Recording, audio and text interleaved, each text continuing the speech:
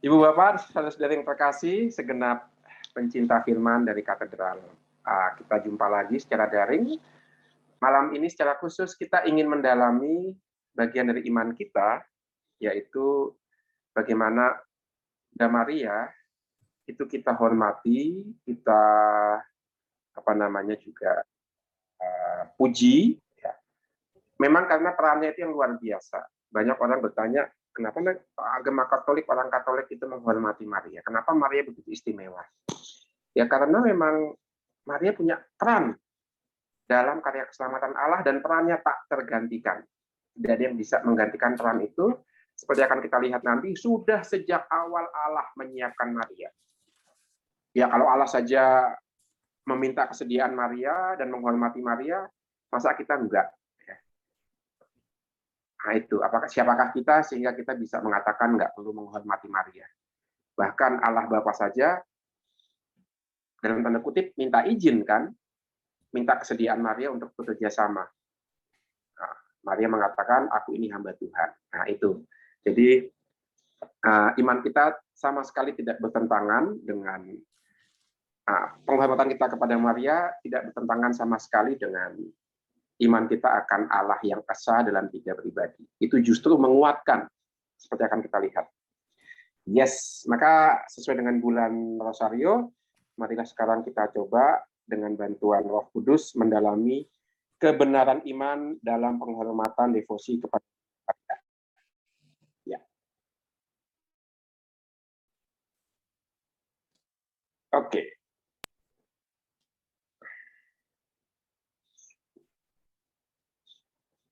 Saya coba presentasikan apa yang sudah saya siapkan. Semoga kelihatan dan bisa diterima dengan baik. Kelihatan, Mo. Kelihatan ya, Pak Evan ya? Kelihatan, Mo. Jelas. Yes. Jadi judulnya ini, Maria Bunda Allah atau Bunda Kristus. Mungkin ada yang pernah tahu, judul ini sebenarnya mengarah kepada satu ajaran yang sempat ditolak oleh konsili, salah satu konsili, yaitu konsili Efesus. Ada yang tahu siapa tokohnya yang ditolak oleh konsili Efesus? Ya, sampai. Aduh. Arianisme ya. Arianisme itu nanti oleh konsili Nikea tahun 325. Ini tahun 381. Ini kita akan melihat nanti namanya Nestorius ya. Nestorian. Iya. Aduh. Iya. Paling gampang tuh ngapalinnya nama kue itu ya. Nastar ya, kue Nastar ya. Nastar ya kan. Nah itu aja tuh. Kue nastar itu enak tapi ajarannya nggak enak ya, karena dia menolak gelar Bunda Allah untuk Maria. Kelihatannya sepele gitu kan ya, gelar Bunda Allah ditolak. Apa sih pentingnya? Nah, justru itu. Melalui Maria kita bisa beriman kepada Yesus secara benar. Maka kalau peran Maria itu secara salah kita lihat, maka kita juga punya keyakinan yang salah tentang Yesus Kristus ya. Mereka yang tidak menempatkan Maria secara tepat dalam penghayatan iman, itu biasanya akan mudah jatuh ke dalam pemahaman yang sesat tentang jati diri Allah Putra yang menjadi manusia. Maka Maria itu sungguh menjaga iman kita on the track, dalam koridor. Nah, ini maka ada istilah per Mariam ad Jesum ya. Tanpa Maria kita tidak mungkin sampai pada penghayatan yang tepat dan benar akan Yesus ya, sebagai Allah yang menjadi manusia. Maka menolak gelar Maria sebagai Bunda Allah itu berarti juga menyangkal kesatuan dua hakikat dalam satu pribadi. Berarti itu menyangkal inkarnasi Yesus, itu juga menyangkal keselamatan kita. Karena kalau kita menolak bahwa Yesus itu Allah, berarti kita nggak diselamatkan. Ya. Dan terutama berarti tubuh Kristus dalam Ekaristi itu bukan tubuh Yesus, bukan tubuh Allah, itu tubuh manusia. Berarti kita seperti kanibal makan daging orang, bukan daging Allah Putra yang menjadi manusia. Nah ini, jadi lihat bagaimana masalah gelar terhadap Bunda Maria itu bukan sekedar gelar ya. Di dalamnya terlibat juga penghayatan yang tepat akan Yesus Kristus. Maka Maria, Bunda Allah atau Bunda Kristus, itu bukan perkara kecil, itu perkara yang penting. Nah, itu yang akan kita lihat malam ini. Maka nanti kita lebih banyak diskusi supaya lebih hidup. Ya, nah, mulai dari doa Salam Maria. Nah, kita kan rosario itu kan doa Salam Maria setiap peristiwa 10 kali, ya, karena itu 3 kali juga di awal. Ya. Maka menarik itu kalau kita lihat rosario ya. Sebelum masuk ke dalam apa yang saya tulis ya, coba kita ingat-ingat apa yang kita lakukan ketika berdoa rosario. Doa pertama apa yang kita ucapkan di awal rosario? Masih ingat nggak? Pertama kali rosario kita mendaraskan apa? Mengucapkan apa? Aku percaya. Credo kan? Iya, tuh, lihat credo loh itu. Artinya apa? Artinya kita diingatkan inti iman kita. Maria tidak membuat kita kehilangan fokus pada inti iman. Inti iman kita Allah Tritunggal. Maka kita memulai doa yang khusus untuk menghormati Maria dengan credo. Artinya apa? Kita diingatkan akan pembaptisan kita. Karena kita dibaptis dalam nama Allah Tritunggal. Maka Maria tidak bersaing dengan Yesus, tidak bersaing dengan Roh Kudus. Maria membantu kita menghayati baptisan kita. Nah, itu yang kita ucapkan pertama kali dalam rosario kan credo. Bahkan setelah credo pun ya, kita nggak langsung ke Bunda Maria kan. Tapi dilanjutkan dengan Bapa kami. Apa itu Bapa kami? Dalam Injil Matius, Bapa kami adalah inti dari khotbah di bukit. Jadi khotbah di bukit kan bab 5 sampai bab 7 Injil Matius. Di bab 6, tengah-tengah, ada doa Bapa kami. Yang namanya tengah-tengah, itu selalu yang paling penting. Kalau nggak percaya, coba beli McD. Tengah-tengahnya ada daging. Coba dagingnya dibuang. McD nggak laku, masa roti sama roti doang. Ya kan? Itu yang paling penting tuh. Maka ketika doa Bapa kami ada di tengah-tengah dalam khotbah di bukit, berarti itu yang paling penting. Dan betul, banyak ahli kitab suci Perjanjian Baru melihat doa Bapa kami adalah rangkuman Injil yang paling padat.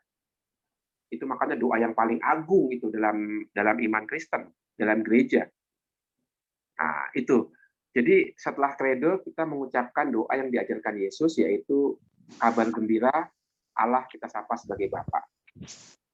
Baru setelah itu kita masuk ke doa 3 kali Salam Maria. Yang menarik apa? 3 kali Salam Maria pun dikaitkan dengan Allah Tritunggal. Iya.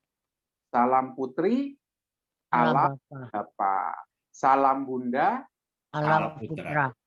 Salam Mempelai, Allah Roh Kudus. Maria dikaitkan dengan Allah Tritunggal. Nanti akan kita lihat, demikian juga kita harusnya. Masing-masing dari kita bisa tuh. Nama Maria bisa kita tempatkan, digantikan dengan nama kita. Walaupun tidak seagung Maria, ya kita tidak akan berani mengatakan salam Uut, ya Bunda Allah Putra, enggak.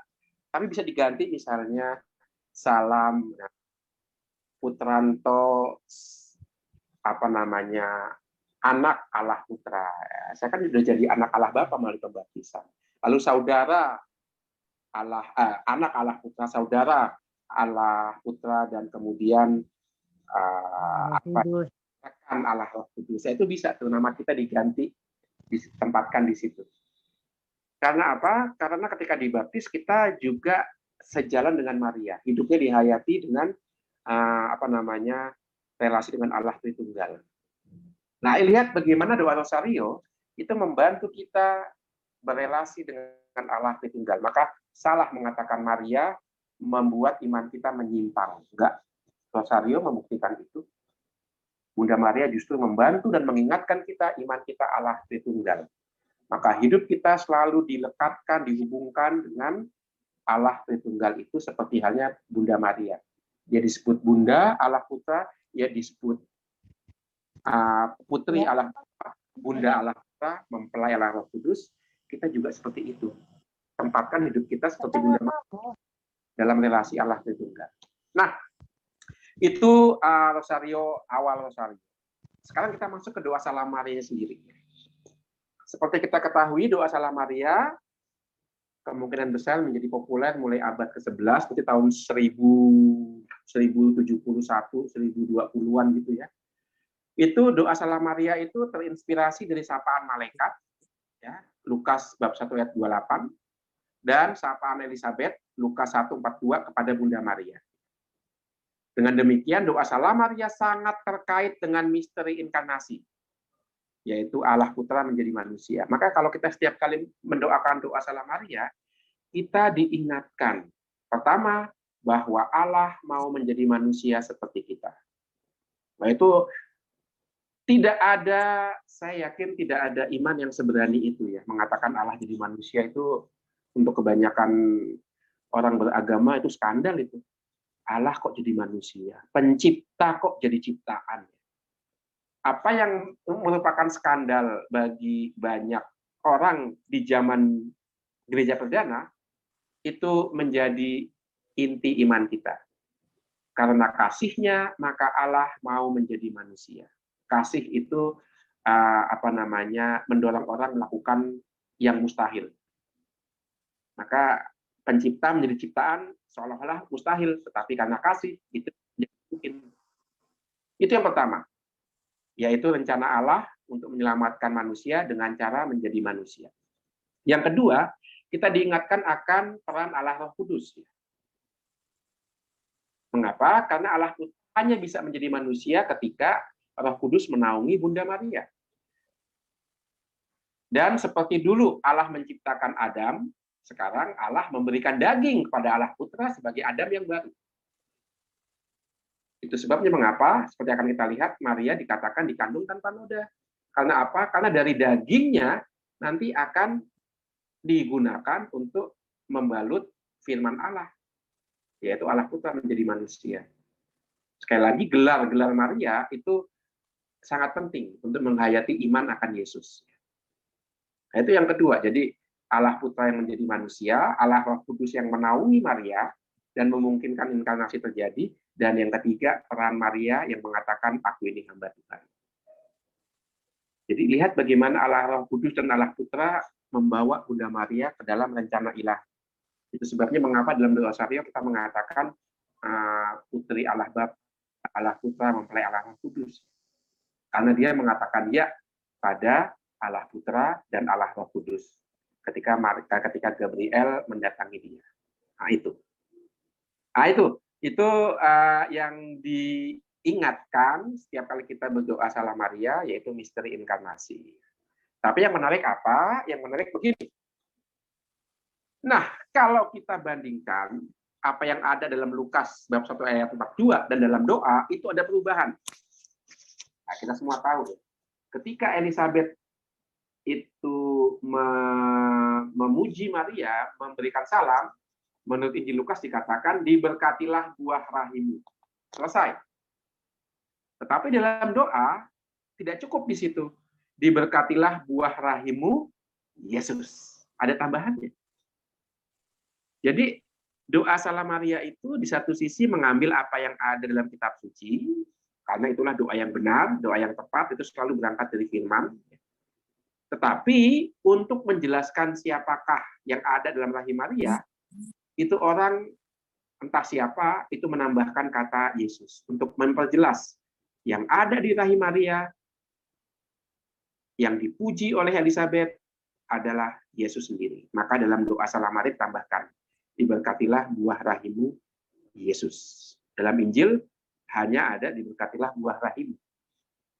Nah, ini yang namanya kreativitas iman. Dia tidak meng-copy paste begitu saja, tetapi dia menambahkan sesuatu supaya apa? Supaya semakin jelas. Nah, ini yang menarik. Maka lihat ada penambahan kata Yesus. Menarik bahwa pernyataan buah rahimmu Yesus langsung disambung dengan bagian yang kedua, yaitu pernyataan Santa Maria Bunda Allah. Jadi yang dikandung itu adalah Yesus, tetapi yang disapa adalah Bunda Allah. Kenapa nggak Bunda Yesus? Ya kan? Itu kan lebih nyambung ya. Salam Maria, penuh rahmat, Tuhan, terpujilah engkau di antara wanita, dan terpujilah buah tubuhmu Yesus. buah rahimmu Yesus. Santa Maria, Bunda Allah. Loh, kok Bunda Allah? Tadi kan disebut buah rahimmu Yesus, kenapa sekarang disebut Bunda Allah? Maka pertanyaannya sekarang, jadi Maria itu Bunda Yesus atau Bunda Allah? Dalam apa namanya di awal disebut diberkatilah buah rahimmu Yesus, tapi kok kemudian di bagian berikutnya disebut Maria Bunda Allah. Nah, ini pertanyaannya. Semoga belum bingung ya. Masih ngikutin ya? Jadi kita masih ya, belum terlalu sulit ya. Ya, jadi kan kita doa salam Maria kan seperti itu ya. Diberkatilah engkau di antara wanita dan diberkatilah buah tubuhmu Yesus. Lalu disambung Santa Maria Bunda Allah. Kenapa nggak Bunda Yesus? Nah, ini pertanyaan agak nakal sebetulnya. Kita ingat bagian yang ini, yaitu Santa Maria Bunda Allah, itu baru ditambahkan di abad pertengahan. Jadi sekitar tahun 1400-1500 ya. Bagian kedua doa salam Maria itu belakangan ditambahkan. Dan ditambahkan dengan kata Bunda Allah, bukan Bunda Yesus. Maka menarik itu untuk menjelaskan hubungan keduanya. Nah, itu menjadi menarik, terutama kalau kita hubungkan dengan apa yang diajarkan oleh Nestorius. Jadi Nestorius itu uskup Konstantinopel. Tahun 386 sampai 451. Belum ada yang lahir di antara kita tahun-tahun ini. Jadi ini sudah sangat lama ya. Nah, Nestorius itu uskup Konstantinopel, dia pernah mengatakan begini, gelar Bunda Allah itu tidak tepat ya. Kalau sendirian, maka gelar Bunda Allah harus dilengkapi dengan gelar Bunda Yesus. Alasannya apa? Karena kalau hanya mengatakan Maria Bunda Allah, loh, kok Allah bisa dikandung sama manusia? Kok Allah bisa dikandung sama ciptaannya? Bagaimana mungkin Allah pencipta alam semesta masuk ke dalam rahim ciptaan yang terbatas? Apalagi nanti ketika Allah kok dilahirkan, Allah kok dibalut kain lampin. Nah, ini dikatakan oleh Nestorius. Maka gelar Bunda Allah tidak tepat. Gelar Bunda Allah harus dilengkapi dengan gelar Bunda Yesus untuk mengatakan apa? Untuk mengatakan bahwa yang dikandung itu adalah Allah Putra yang menjadi manusia. Jadi harus dilengkapi itu, karena Yesus itu bukan hanya Allah. Yesus itu adalah Allah yang menjadi manusia. Maka gelar Bunda Allah, kalau berdiri sendiri itu tidak tepat. Menurut Nestorius. Harus dilengkapi dengan gelar Maria Bunda Yesus. Atau dalam bahasa Yunaninya, gelar Theotokos yang membawa Allah harus dilengkapi dengan gelar Anthropos Tokos yang membawa kemanusiaan. Itu pikirannya Nestorius. Maka Nestorius mengusulkan, daripada capek-capek nulis dua gelar itu berdampingan, Maria Bunda Allah dan Bunda Yesus, yuk saya mengusulkan satu gelar saja, yaitu Maria Bunda Kristus. Karena dalam Kristus itu ada hakikat ilahi dan ada hakikat manusiawi. Ini yang diusulkan oleh Nestorius. Maka menurut dia gelar Bunda Allah jangan dipakai lagi. Karena itu tidak tepat. Itu nanti bikin ketawa banyak orang-orang non-Kristen.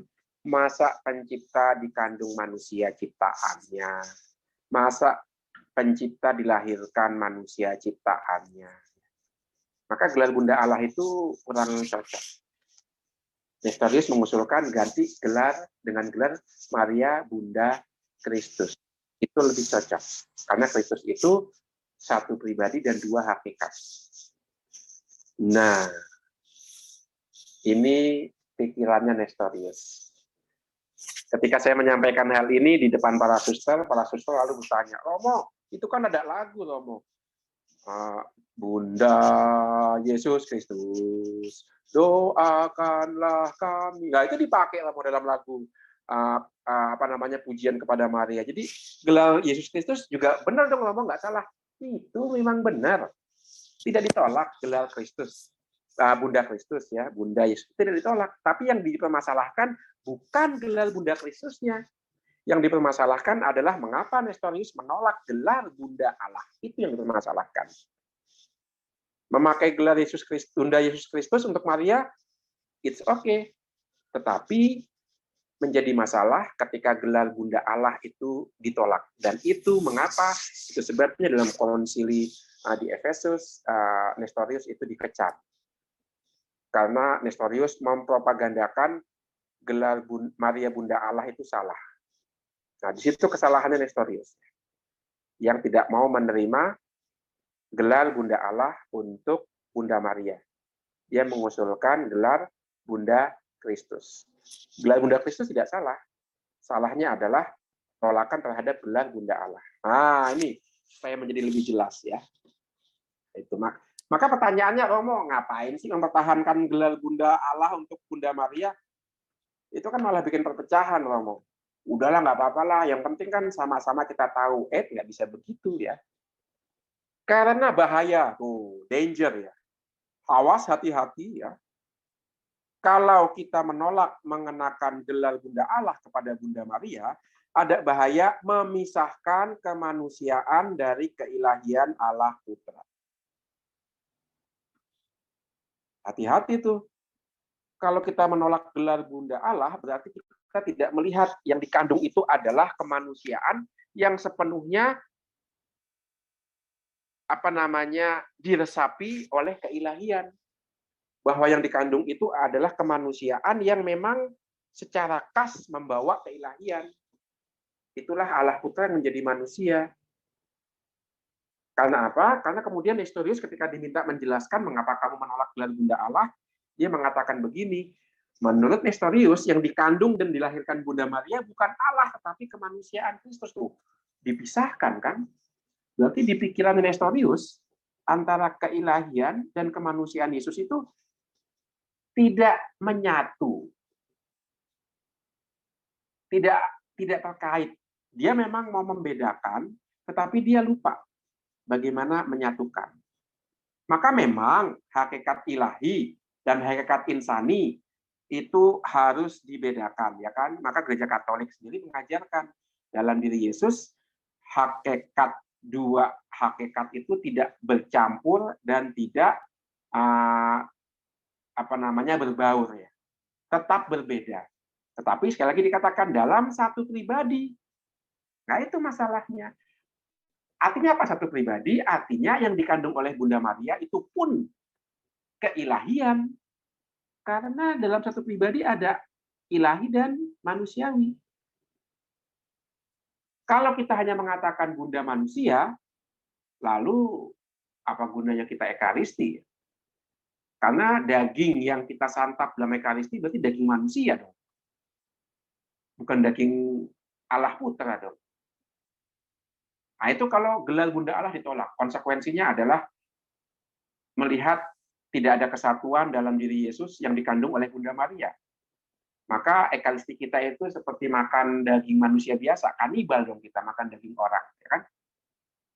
Nah ini, maka lihat betapa pentingnya memelihara, menjaga devosi terhadap Maria sebagai Bunda Allah.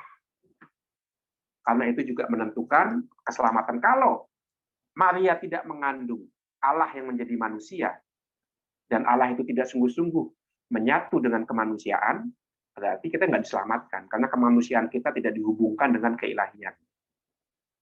Maka bahaya sekali itu, kalau gelar Bunda Allah ditolak. Nah, maka bagaimana cara menjawabnya? Lalu ada jawaban yang diberikan oleh seorang uskup lain. Kalau Nestorius itu uskup Konstantinopel, ya. Cyrilius itu seorang santo, itu uskup dari Alexandria. Ya. Dia mengatakan demikian, dalam pribadi Yesus dari Nazaret, kemanusiaan diresapi oleh keilahian tanpa mencampurkan dua hakikat dalam diri Yesus. Jadi kemanusiaan dan keilahian itu begitu menyatu. Ada dua hakikat, satu pribadi. Ya. Nah, itu sebabnya mengapa dikatakan Yesus itu adalah satu pribadi dengan dua hakikat. Kepribadian Yesus hanya satu. Tidak ada satu pribadi ilahi, satu pribadi manusiawi. Enggak, pribadi cuma satu. Dalam satu pribadi ada dua hakikat, yaitu hakikat ilahi dan hakikat insani. Bukan dua pribadi. Kalau dua pribadi itu dalam bahasa psikologi namanya penyakit split personality. Multiple personality ya? Iya, masa Yesus punya penyakit psikologi seperti itu, dua pribadi dalam dirinya, kan berarti, wah, berarti ada kelainan jiwa dong nih. Tuh. Seolah-olah satu pribadi, dalam diri satu orang ada dua pribadi. Nah, itu yang dipikirkan oleh Nestorius seperti itu tuh. Dalam diri Yesus ada dua pribadi yang hubungannya bagaimana sulit dijelaskan. Ya.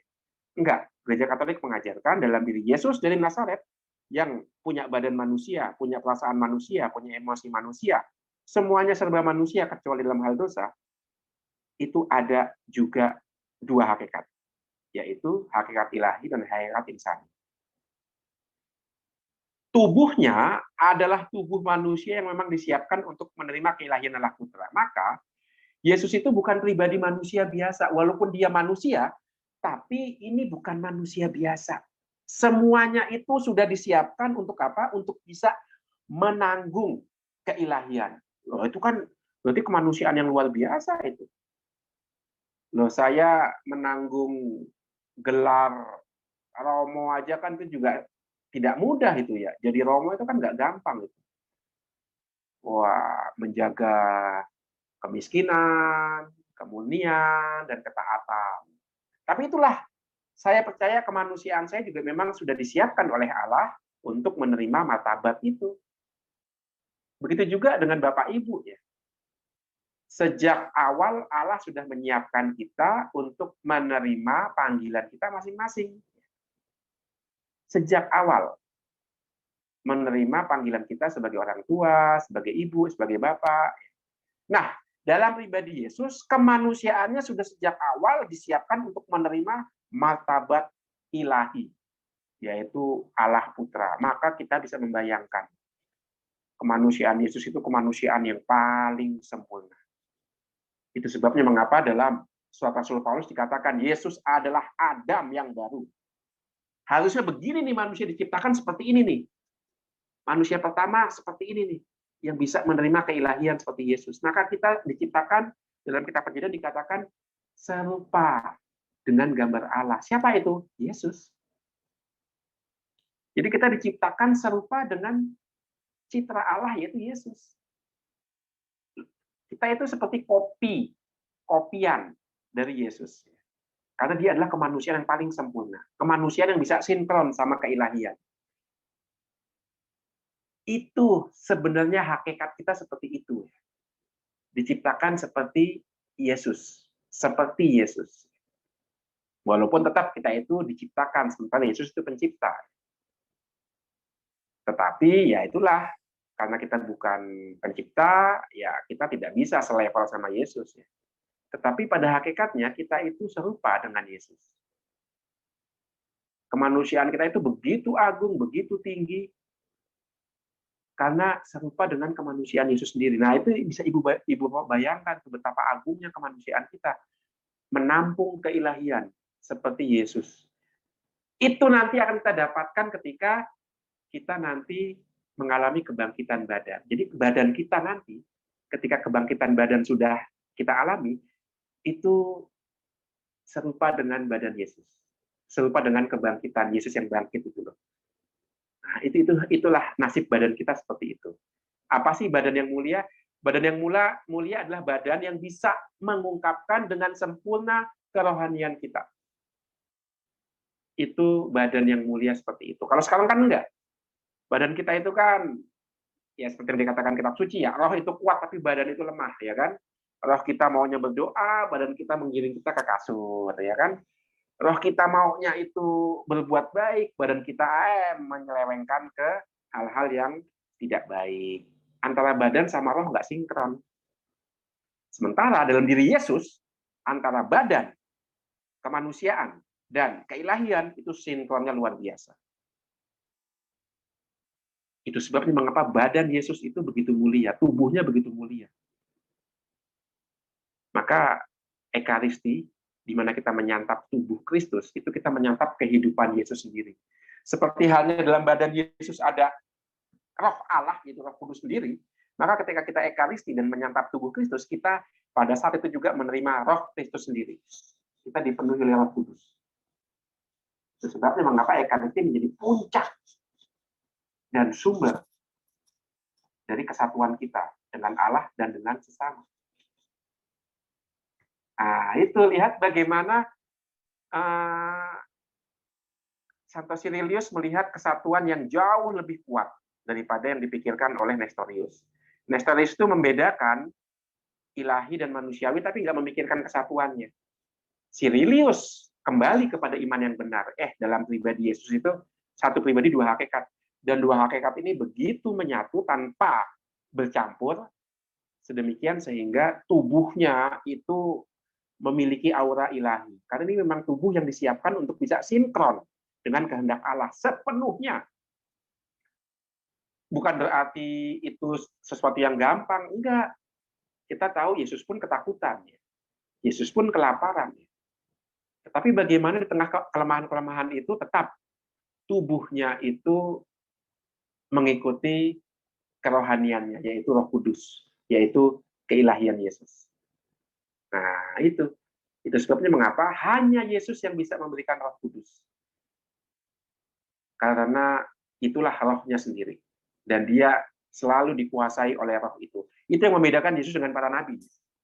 Para nabi itu kemasukan Roh Kudus hanya pada momen-momen tertentu. Terutama ketika mereka mendapatkan nubuat, karisma bernubuat. Setelah itu, Roh Kudus akan pergi. Dalam diri Yesus, Roh Kudus seperti menemukan tempat kediamannya yang sesuai. Itu sebabnya mengapa dalam Injil Yohanes dikatakan, lubuhkanlah bait Allah ini. Dan dikatakan, yang dimaksud adalah tubuhnya sendiri. Lihat, tubuh Yesus adalah tinggal keilahian yang paling pas. Sementara tubuh kita itu hanya bisa menerima sebentar saja. Kapan-kapan, sewaktu-waktu. Seperti para nabi, ya kan, dia mendapatkan penerangan Roh Kudus hanya sesaat. Setelah itu dibutuhkan doa, dibutuhkan meditasi, dibutuhkan hening untuk kembali menyadari kehadiran Roh Kudus dalam dirinya. Sementara dalam diri Yesus, Roh Kudus itu selalu sadar, selalu ada, selalu aktif, dan selalu Yesus terbuka terhadap karya itu. Nah itu, maka kemanusiaan Yesus itu unik, sesuai dengan keilahian Allah Putra, sedemikian sehingga tubuhnya itu bisa bekerja sama dengan Roh Kudus. Pun ada halangan, pun ada godaan, pun juga ada kelemahan, tetapi selalu ditundukkan kepada kehendak Roh Kudus. Maka dikatakan kan, dia yang sudah menundukkan dirinya sampai wafat di kayu salib, dianugerahkan nama yang paling agung. Itu dia. Itu. Maka kesatuannya begitu erat, demikian sehingga kemanusiaan Yesus bisa sinkron dengan keilahiannya. Bagaimana melihat kesatuannya itu? Ya, kesatuan yang erat antara dua hakikat dalam satu pribadi memungkinkan kemanusiaan dan keilahian saling ambil bagian. Jadi apa yang dialami oleh keilahian itu pun kemanusiaan Yesus ikut berpartisipasi. Jadi kalau Yesus itu Allah, maka kemanusiaan Yesus ambil bagian dalam keilahiannya itu. Itu sebabnya mengapa Yesus bisa mengadakan mukjizat dengan tubuhnya. Itu sebabnya mengapa kata-kata Yesus penuh kuasa. Karena kemanusiaan Yesus ambil bagian dalam keilahian Yesus. Itu sebabnya mengapa Yesus bisa mengusir setan. Itu sebabnya mengapa Yesus tangannya itu bisa membuat mukjizat. Karena kemanusiaannya ambil bagian dalam keilahian dalam dirinya. Sebaliknya, keilahian Yesus ambil bagian dalam kemanusiaan Yesus. Itu sebabnya mengapa ketika Yesus itu disalib, Yang menderita bukan hanya kemanusiaannya, tetapi juga keilahiannya ikut menderita. Tidak bisa tidak, karena keilahian ambil bagian dalam kemanusiaan Yesus. Keilahian Yesus ikut menderita sejauh dia ambil bagian dalam kemanusiaan. Contohnya sederhana kok. Ada ibu, ada bayi. Ibunya udah divaksin 2 kali. Sekarang dia mau membawa bayinya ikut divaksin. Vaksin itu kan disuntik. Ketika ibunya itu sambil menggendong bayinya itu melihat bayinya disuntik, ibunya meringis. Loh, yang disuntik bayinya, yang meringis ibunya. Ini gimana sih? Secara logis kan ada yang nggak beres nih. Yang disuntik bayinya, yang meringis ibunya. Itu gimana tuh Pak Ivan? Bisa nggak menjelaskan? Yang disuntik vaksin bayinya, tapi kok ibunya yang meringis? Terikat secara apa ya, kerohanian, apa ya, terikat secara perasaannya apa? Betul, betul. Ada ikatan kan berarti ya Pak Evan ya? Ya, Betul ikatan. itu. Ada ikatan. Tapi kan ibu sama anak itu kan dua apa namanya? Pribadi. Dua pribadi yang berbeda kan, ada perbedaan, tetapi karena ada ikatan afeksi, ada kesatuan yang namanya kasih, apa yang dialami yang satu berakibat pada yang lain. Seperti juga keilahian dalam diri pribadi Yesus yang satu itu ya. Begitu eratnya persatuan itu sedemikian sehingga apa yang dialami kemanusiaan Yesus pasti punya dampak pada keilahiannya. Maka kalau kemanusiaan Yesus sakit, keilahiannya ikut menjerit. Ketika Yesus wafat, keilahiannya turun ke dunia orang mati. Dan di sana dia membuka pintu gerbang orang mati supaya orang kudus bisa naik surga. Ya, itu yang terjadi ya. Maka bisa dikatakan dalam iman kita Allah wafat. Allah menderita. Karena kesatuan antara keilahian dengan kemanusiaan dalam satu pribadi itu. Tetapi sekali lagi ingat, Allah wafat dalam pribadi Yesus. Artinya keilahiannya yang terikat dengan kemanusiaan. Selalu dikatakan dalam relasi dengan kemanusiaan itu. Dan wafatnya Allah bukan berarti Allahnya mati, tidak. Tapi Allahnya turun ke dunia orang mati. Ya kan? Turun ke dunia orang mati. Untuk membebaskan jiwa-jiwa yang ada di sana. Kalau Allah tidak menderita, kemanusiaan dan penderitaan kita nggak punya makna. Justru karena keilahian Yesus begitu menyatu dengan kemanusiaannya, dia tahu apa artinya menderita. Maka benar bacaan Injil minggu kemarin, ada yang masih ingat ya, dari surat kepada umat Ibrani ya kan, kita memiliki imam agung yang bukan yang tidak tahu akan kelemahan dan penderitaan kita.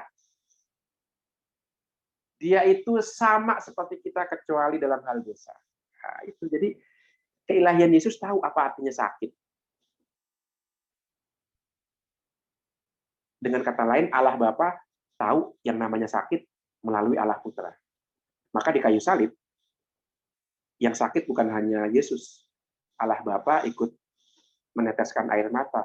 Allah Roh Kudus ikut menjerit. Itu sebabnya mengapa di kayu salib, satu-satunya momen di mana Yesus tidak menyapa Allah sebagai Bapa. Coba cari di Injil, keempat Injil. Di mana-mana Allah selalu disapa oleh Yesus sebagai Bapa, kecuali satu momen di kayu salib. Di kayu salib, Yesus tidak memanggil Allah sebagai Bapa, tapi sebagai Eloi. Artinya apa?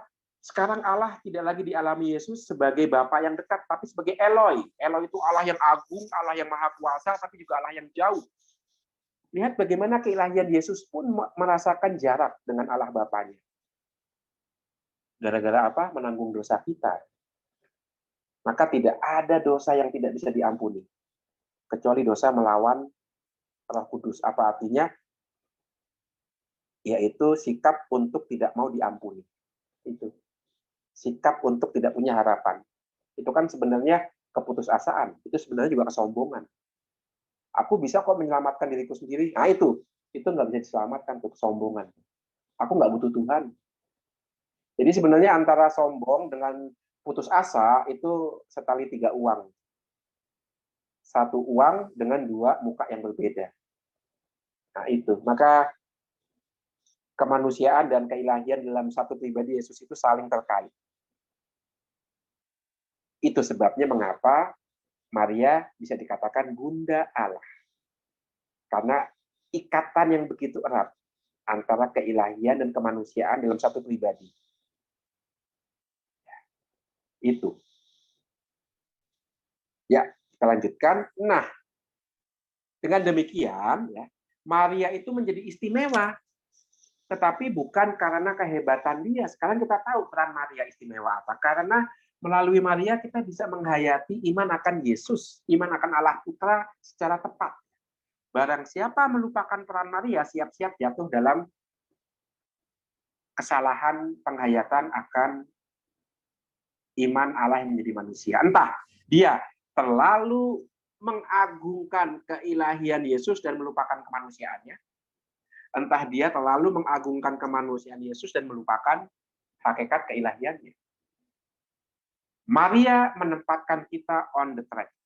Maria menempatkan kita dalam perjalanan iman yang tepat. Karena Maria sudah mengalami itu lebih dahulu. Ketika Yesus hilang di umur 12 tahun, tiga hari nggak ketemu, Maria kan protes kepada anaknya yang ditemukan di bait Allah. Anakku, mengapa engkau bikin susah ibu dan bapakmu? Apa jawaban Yesus?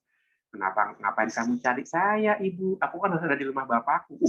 Maria baru sadar, oh iya ya, anakku sekaligus bukan anakku. Anakku, tapi sekaligus juga Allah Putra itu sendiri. Maka perjalanan iman Maria adalah perjalanan iman kita. Barang siapa melupakan Maria, ada bahaya dia juga tidak tepat menghayati Allah Putra. Dan ini yang bahaya ya. Karena gereja itu selalu digoda untuk jatuh ke dalam dua ekstrem tadi. Terlalu mengagungkan yang spiritual, lupa sama yang jasmani, atau terlalu mengagungkan yang jasmani, lupa sama yang spiritual. Gereja Katolik khususnya itu ada bahaya jatuh dalam godaan yang terlalu jasmani. Karena kita itu organisasinya begitu kuat. Organisasi, kepengurusan, administrasi, aturan-aturan, itu kan sangat kuat dalam gereja Katolik. Nah, bagaimana itu sebabnya mengapa kita semakin sadar akan itu, kita semakin berpaling kepada Maria ya. Tolong ajarkan kami. Seperti halnya dulu kamu menerima teguran dari putramu Tuhan Yesus di bait Allah, Ibu, mengapa engkau mencari aku? Aku harus ada di rumah Bapakku. Ajari kami juga memiliki sikap seperti engkau ya Maria. Melihat Yesus sebagai Allah Putra. Sehingga kami tidak jatuh terlalu mengagungkan kebanggaan jasmani, yaitu kehebatan aturan, ya kan, tata tertib yang terlalu ketat, tradisi yang dijaga sampai lupa pada inovasi, ya. Itu kan kritikan Bapak Konstantius terhadap beberapa kelompok yang sangat tradisionalis. Yang paling asli itu misa dalam bahasa Latin, itu yang paling dengerin Tuhan. Misa dalam bahasa Indonesia, ya di bawah lah levelnya daripada misa bahasa Latin, ya kan? Yesus Ekaristi nggak pakai bahasa Latin, pakai bahasa Arab Yesus. Berarti Yesus juga doanya nggak didengerin Allah Bapa dong, karena nggak pakai bahasa Latin. Ya, nah itu. Ya, saya nggak perlu menjelaskan banyak. Ada di antara kita umat Katolik di KAJ kan punya sikap seperti itu ya, yang sangat tradisionalis. Kalau tidak ini kurang suci, kalau tidak Latin kurang hebat, ya kan? Kalau menerima komuni menjulurkan lidah itu lebih murni daripada pakai tangan. Wah itu, pokoknya semua dikembalikan ke masa ketika gereja Katolik jaya di Eropa. Seolah-olah itu yang paling benar. Enggak, yang paling benar ya zaman para rasul ya. Yang paling tepat ya itu. Yang menjadi cikal bakal blueprint gereja ya zaman gereja perdana. Kita selalu mengarahkan mata kita ke sana. Karena tidak ada yang bisa menggantikan kesaksian para rasul. Mereka saksi mata yang tak tergantikan. Tetapi dengan mengagungkan bahasa Latin, misa tridentin, bahkan Bapak Paus kan melarang ditambahkannya tempat untuk misa bahasa Latin yang tridentin. Yang sudah ada boleh berjalan tapi tidak boleh ditambah. Maka sekarang ada aturan uskup tidak boleh mengizinkan tempat baru untuk misa tridentin. Karena itu hanya menimbulkan perpecahan itu. Karena menganggap yang ikut misa tridentin yang lebih suci, doanya lebih didengarkan dan seterusnya. Lihat ada bahaya dalam gereja Katolik, kita itu terlalu jasmani, mengagungkan yang aturan, mengagungkan yang sifatnya itu duniawi, aturan, tata tertib, tradisi. Ada bahaya Katolik ke sana. Sebaliknya untuk denominasi gereja lain bahayanya juga berbeda, tapi saya tidak usah menyebutkan itu ya. Bunda Maria membantu kita untuk on the track, untuk masuk di jalur yang tepat. Nah, ini bukan kata-kata saya hanya menggemakan dikatakan Bapak Paus Fransiskus ya, yang punya keprihatinan seperti itu. Jangan jadikan gereja itu museum yang selalu dikembalikan ke masa lampau, tapi tidak bisa berdialog dengan masa kini. Tidak bisa melihat kebutuhan masa kini. Bunda Maria membantu kita kembali ke situ. Seperti dia dulu lihat kebutuhan perkawinan di Kana. Maka Maria itu menjadi istimewa karena relasi dengan Kristus. Ia disiapkan secara khusus untuk menjadi ibu Tuhan. Allah yang menyiapkan dia. Maka kita sebagai gereja Katolik juga seperti itu, seperti Maria ya. Bahwa yang menjadikan kita istimewa bukan kehebatan tradisi kita, bukan kehebatan hukum kanonik kita, bukan keindahan liturgi kita.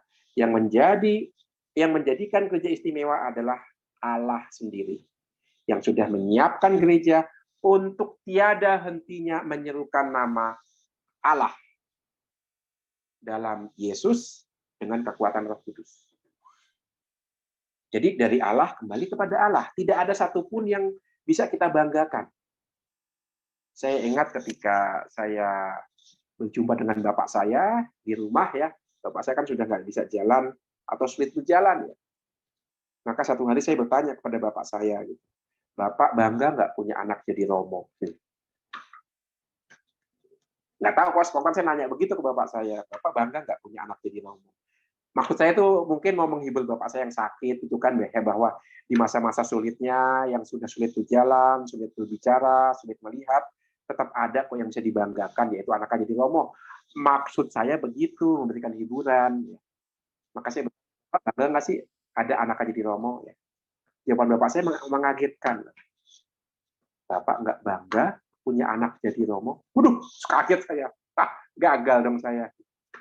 Tapi belum selesai. Bapak saya mengatakan, Bapak bersyukur ada anak Bapak jadi romo. Waduh, nggak jadi sedih saya. Bapak saya nggak bangga, tapi bersyukur. Artinya apa? Kalau kebanggaan seperti prestasi ya, diraih dengan usaha kita. Syukur itu mengakui. Itu semua adalah anugerah Allah. Wah, hebat. Bapak saya mengajarin saya bagaimana bersikap di hadapan panggilan imamat. Bukan sesuatu yang bisa dibanggakan, tapi sesuatu yang harus disyukuri. Demikian juga menjadi gereja Katolik. Kita tidak bisa sombong, kita nggak bisa membanggakan. Yang bisa kita buat adalah bersyukur. Bahwa Allah mengizinkan kita dipanggil menjadi anggota gereja Katolik. Karena menjadi gereja Katolik, dibaptis, itu adalah sebuah panggilan hidup. Bukan random loh, bukan kita yang memilih untuk dibaptis. Walaupun dalam pelaksanaannya kelihatannya kita, ya aku mau dibaptis. Tapi itu dimungkinkan karena Roh Kudus bekerja dalam diri kita, membantu kita untuk sampai pada pembaptisan. Mahatma Gandhi juga mau dibaptis, tapi terhalang karena perilaku gereja sendiri, dan dia akhirnya memilih untuk tidak dibaptis. Jadi menjadi Katolik itu panggilan, bukan aku, bukan kamu yang memilih aku, ya kan kata Yesus sendiri. Maka Maria menjadi istimewa karena dia memang dipanggil secara khusus untuk menjadi ibu Tuhan. Itu sebabnya gelar Maria dikandung tanpa noda itu luar biasa itu. Maria diyakini dalam iman kita dikandung tanpa noda karena ia disiapkan untuk mengandung dan melahirkan Tuhan. Jadi dagingnya Maria, pikirannya Maria, nanti rahimnya Maria itu memang disiapkan secara khusus yang tidak akan dialami oleh perempuan lain selain Maria. Hanya ada satu yang mengalami ini, yaitu Maria. Maka Elizabeth benar ketika menyapa Maria, terpujilah engkau di antara wanita, karena nggak ada yang lain selain engkau.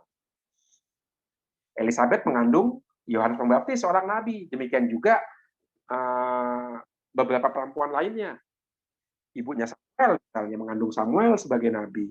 Ibunya Yeremia, ibunya Yeskiel, ya. Tetapi Maria hanya satu. Terpujilah engkau di antara wanita. Karena engkau disiapkan Allah untuk mengandung dan melahirkan Allah Putra. Maka sejak awal Allah sudah menyiapkan engkau. Dan kita mengimani ini dalam gelar Maria dikandung tanpa noda. Karena nanti seluruh kepribadian Maria disiapkan untuk mengandung Allah Putra. Kedagingannya akan diambil untuk jadi daging Allah Putra. Pikirannya itu juga nanti akan menentukan apa yang dialami dalam rahim Bunda Maria. Karena ingat, apa yang dipikirkan, dikatakan, dialami oleh si ibu akan punya pengaruh kepada si jabang bayi. Maka bisa kita bayangkan betapa beratnya Maria.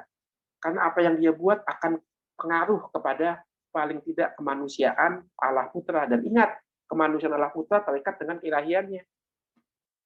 Itu sebabnya Maria gentar, ya, ketakutan di hadapan rencana Allah ini. Siapa yang sanggup, Tuhan? Tetapi akhirnya Maria berserah. Terjadilah padaku menurut perkataanmu, bukan aku. Maka bukan perkara aku sanggup atau aku tidak sanggup. Ini perkara siapa yang aku andalkan. Nah, lihat itu. Itulah cara Maria menanggapi menanggapi rencana Allah. Demikian juga hendaknya kita nanti. Tapi nanti itu. Maka akan ada pertanyaan. Lalu Romo, kalau Maria itu dikandung tanpa noda dosa, dia nggak perlu penebusan dong? Tidak. Maria memang dikandung tanpa noda, tetapi dia tetap membutuhkan penebusan karena dia itu tetap manusia. Maria dikandung tanpa noda tidak membuat dia di atas kita dalam arti kemanusiaan.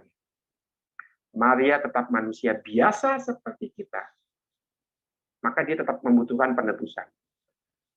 Dikandung tanpa noda tidak membuat Maria sehakikat dengan Yesus. Yang membedakan Yesus dengan Maria adalah pada hakikatnya Yesus itu tidak berdosa karena dia Allah. Sementara Maria pada hakikatnya itu dia berdosa, tetapi dia dilindungi dari dosa. Jadi pada hakikatnya Maria berdosa, tapi dia dilindungi oleh Allah dari dosa. Jadi bukan dari dirinya sendiri Maria itu tidak berdosa, tapi dilindungi dari dosa, khususnya ketika dia nanti mengandung dan melahirkan Yesus. Bagaimanapun Maria juga jatuh dalam kesalahan-kesalahan kecil seperti sudah kita lihat, ya, perkawinan dalam ditegur oleh Yesus tentang kenapa Maria itu kebingungan, ya kan? Maria juga diperlihatkan dalam Injil Markus mau mengambil Yesus karena disangka Yesus sudah gila, ya kan, dikatakan ibu Yesus dan saudara-saudaranya mau mengambil Yesus karena disangka Yesus sudah gila. Dalam Injil Markus kan begitu. Nah, itulah sisi-sisi kemanusiaan Maria. Maria pun bisa salah. Yesus tidak bisa. Maka untuk kita semua, kita sekarang bisa berdoa rosario dengan spiritualitas ini. Dengan merenungkan peristiwa-peristiwa hidup Yesus Kristus bersama Maria, kita ingin digabungkan dengan langkah Maria dan semakin menyediakan diri untuk dibentuk, disiapkan, dan dipakai oleh Allah sendiri. Maria mengalami itu, dan itu tidak mudah loh dibentuk Allah, sakitnya minta ampun itu. Bayangkan, maka Maria juga disebut bunda yang berduka cita. Karena pasti sakit dibentuk oleh Allah. Sakit itu dilindungi dari dosa itu bukannya nyaman loh. Itu nggak enak itu. Tapi kok kayaknya enak ya begitu, aku nggak bisa gitu ya. Nah ini.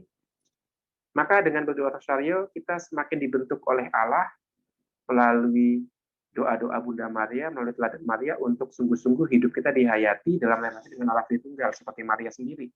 Hidupnya begitu dihayati dalam relasi dengan Allah Tritunggal, maka kita menyebut dia Bunda Allah Bapa, Putri Allah Bapa, Bunda Allah Putra, mempelai Allah Roh Kudus. Dengan doa rosario kita diharapkan seperti Maria itu, punya relasi yang akrab dengan pribadi Allah Tritunggal. Maka kita bisa menjadi putra atau putri Allah Bapa, kita dibaptis menjadi putra putri kesayangan Allah Bapa, saudara Allah Putra, kita menjadi saudara dengan Yesus Kristus. Kita bukan lagi hamba ya. Kita sahabat Allah Putra. Dan kemudian apa? Alat Allah Roh Kudus. Partner Allah Roh Kudus. Ini spiritualitas doa rosario. Kita mohon dengan bantuan Maria menjadi semakin akrab dengan Allah Tritunggal berkat peristiwa-peristiwa Yesus yang kita renungkan.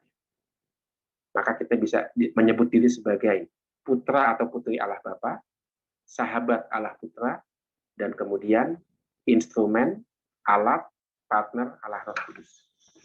Ini spiritualitas rosario yang kita doakan selama bulan Oktober ini. Ya, dari saya cukup sekian. Semoga tidak terlalu teori dan tidak terlalu panjang. Maka terima kasih untuk perhatiannya. Saya kembalikan kepada Bapak Evan. Terima kasih, Mo. Wow, Mo. Pala panas, Mo. Saya aja panas, Pak. Terima kasih, Mo. Sungguh serius, Mo. Aduh, itu padat sekali spiritualitas Bunda Maria itu, Mo. Saya sendiri mendengarnya tercekam. Karena keagungan Bunda Maria yang begitu hebat, ya, Mo. Iya. Baru jadi bertambah kesadarannya, Mo, dengan yang Romo sampaikan tuh, waduh, kesadaran rupanya sedalam itu ya, Mo. Sedalam itu spiritualitas dari doa rosario gitu, Mo. Pantesan itu orang bilang doa rosario itu dahsyat itu ya ke sana begitu sehingga itu bisa menang perang dari yang semulanya kelihatan kalah jadinya menang tuh gara-gara itu. Wah, hebat. Ya, terima kasih, Mo. Ya, ini pandangan aku. Aduh, hebat. Terima kasih, Mo. Aduh, terima kasih. Itu padat sekali. Ya, terima kasih teman-teman ya juga sudah memperhatikan. Ini ada yang bertanya di kolom chat nih, Mo. Oke. Dari Charlie sini. Mo, Yesus mempunyai roh manusia atau tidak? Saat kita menerima Roh Kudus, ada berapa roh dalam diri kita? Ya, itu pertanyaannya, Mo. Jadi ada 2. Terima kasih. Iya. Terima kasih untuk pertanyaannya. Jadi begini, menurut ajaran gereja, ketika Allah Putra itu menjadi manusia, maka yang diambil adalah kemanusiaan yang utuh, bukan kemanusiaan yang setengah-setengah. Kemanusiaan yang utuh itu apa? Kemanusiaan yang utuh itu paling tidak kalau mengambil teorinya Plato itu ya, manusia yang terdiri dari jiwa. Jiwa itu menyangkut emosi, menyangkut keinginan, menyangkut perasaan, maka disebut psike. Maka ilmu psikologi, ilmu kejiwaan kan. Di situ ada emosi, ada dorongan, ada nafsu, ada keinginan, yaitu ada jiwa, ada roh atau pneuma atau pikiran sebenarnya, nous yaitu akal, dan kemudian ada badan, soma. Itu yang secara utuh diambil oleh Allah Putra ketika jadi manusia. Jadi bukan kemanusiaan setengah-setengah. Ada satu bid'ah yang disebut apolinarisme, agak susah disebut. Apolinarisme. Dari kata apolinaris. Dia punya teori begini. Ketika Allah Putra jadi manusia, yang diambil itu hanya badan sama jiwa. Tetapi rohnya tidak. Karena kalau ada 2 roh, itu bisa berdebat itu roh manusia dengan roh Allah. Yesus itu berdebat. Bisa bertengkar itu. Maka yang diambil itu manusia yang setengah jadi, manusia tanpa akal, manusia tanpa roh. Nah, ini bahaya, ini salah ini. Berarti yang diambil Yesus bukan manusia yang utuh kan? Karena yang diambil manusia tanpa roh. Enggak. Yang diambil oleh Allah Putra itu manusia yang utuh. Dan itu tegaskan dalam kitab suci Perjanjian Baru. Ibrani kemarin menegaskan itu. Dia itu sama dengan kita. Punya roh, punya jiwa, punya badan. Sama dengan kita. Kecuali dalam hal dosa. Kok bisa kecuali dalam hal dosa? Karena sekarang kemanusiaannya itu dalam tanda kutip mau menundukkan dirinya di bawah kehendak keilahian. Nah, itu dia. Jadi kemanusiaannya itu sepenuhnya diserahkan untuk melaksanakan kehendak ilahi. Itu dia. Jadi dalam diri Yesus kemanusiaannya utuh, ada jiwa, roh, dan raga. Maka dua hakikat satu pribadi, tetapi dalam satu pribadi. Dan kemanusiaannya itu sudah begitu sinkron dengan keilahian ya. Begitu rupa sehingga apa yang dialami kemanusiaan atau kemanusiaan ambil bagian dalam keilahian, yang keilahian ambil bagian dalam kemanusiaan. Ada sinkron. Pakai bahasa adas begitu sinergis ya. Antara kemanusiaan dengan keilahiannya. Jadi kemanusiaan utuh dengan roh, jiwa, dan raga. Ya, itu jawabannya. Terus apalagi pertanyaannya tadi ya, Pak? Ketika kita dibaptis ya? Ya, saat kita menerima Roh Kudus, ada Oke. berapa roh dalam diri? Ya, ketika kita menerima Roh Kudus ada berapa roh? Begini, yang namanya roh, yang kita pahami itu roh itu kan sesuatu yang menghidupkan ya, ruah. Artinya Allah menghembuskan roh kehidupan. Maka ketika ditanya ada berapa roh, pertanyaannya sekarang yang menggerakkan kita itu apa ya? Itu sebabnya kita perlu ilmu kemampuan membeda-bedakan roh. Maka agak sulit nih sebenarnya kata roh ini. Apa sih roh itu? Roh itu yang menggerakkan kita kok. Maka ketika kita dibaptis, ada berapa roh? Ketika kita dibaptis, kita itu menerima karunia Roh Kudus, artinya apa? Artinya kemanusiaan kita dimampukan untuk melaksanakan kehendak Allah. Itu kan salah satu efek Roh Kudus kan itu, memampukan kita. Maka ada lambang Roh Kudus itu seperti burung merpati. Mengapa Roh Kudus dilambangkan burung merpati? Salah satunya karena ketika bahtera Nuh itu sudah mulai jatuh, burung merpati membawa minyak zaitun ya, daun zaitun. Artinya Roh Kudus itu dilambangkan burung merpati karena Roh Kudus itu membawa damai dalam kisah Nuh. Tetapi dalam kitab Imamat kita tahu bahwa orang Yahudi itu kalau berbuat dosa itu diminta membawa kurban.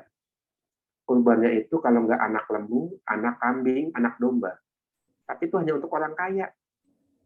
Orang miskin bagaimana? Orang miskin bisa mempersembahkan kurban silih, yaitu dengan membawa sepasang anak burung merpati. Artinya apa? Artinya orang yang miskin, orang yang lemah, orang yang nggak mampu, itu pun bisa menjadikan hidupnya persembahan bagi Allah. Itulah Roh Kudus. Roh Kudus memampukan kita, memantaskan kita untuk dijadikan alatnya. Nah, maka dengan pembaptisan sebenarnya kita dimampukan, dilahirkan kembali untuk hidup seperti Yesus pada Allah. Itu bukan berarti menghilangkan kecenderungan lain ya, roh-roh lain dalam diri kita enggak. Tapi kita sekarang lebih memilih untuk ikut dorongan Roh Kudus. Maka ada berapa roh? Ya, tetap kita harus bisa membedakan ada roh-roh lain dalam diri kita, ada dorongan-dorongan lain, ada daya-daya lain, yaitu daya-daya yang membuat kita memilih yang duniawi, melupakan yang surgawi. Tetap ada itu. Karena pembaptisan kita tidak merubah kemanusiaan kita, enggak. Tetap ada roh-roh lain yang mendorong kita juga untuk memilih yang duniawi, itu tetap ada. Tetapi baptisan memampukan kita untuk lebih memilih kehendak ilahi. Itu sebabnya itu baptis itu pintu masuk. Maka dengan baptis kita bisa menerima sakramen-sakramen lainnya. Nah, itu. Begitu jawabannya. Jadi tetap ada dorongan-dorongan yang mengarahkan kita pada hal-hal duniawi semata. Itu maksud kata roh itu, yaitu dorongan, yaitu daya, yaitu kekuatan. Tetap ada itu dalam diri kita. Karena kita tidak dirubah kodratnya dengan baptisan. Tidak, tapi dengan baptisan kodrat kita diarahkan kepada yang sejati. Begitu, semoga tidak terlalu pusing. Ya. Charles, apakah sudah oke? Sudah Oke, makasih. Yes. sudah cukup, Charles?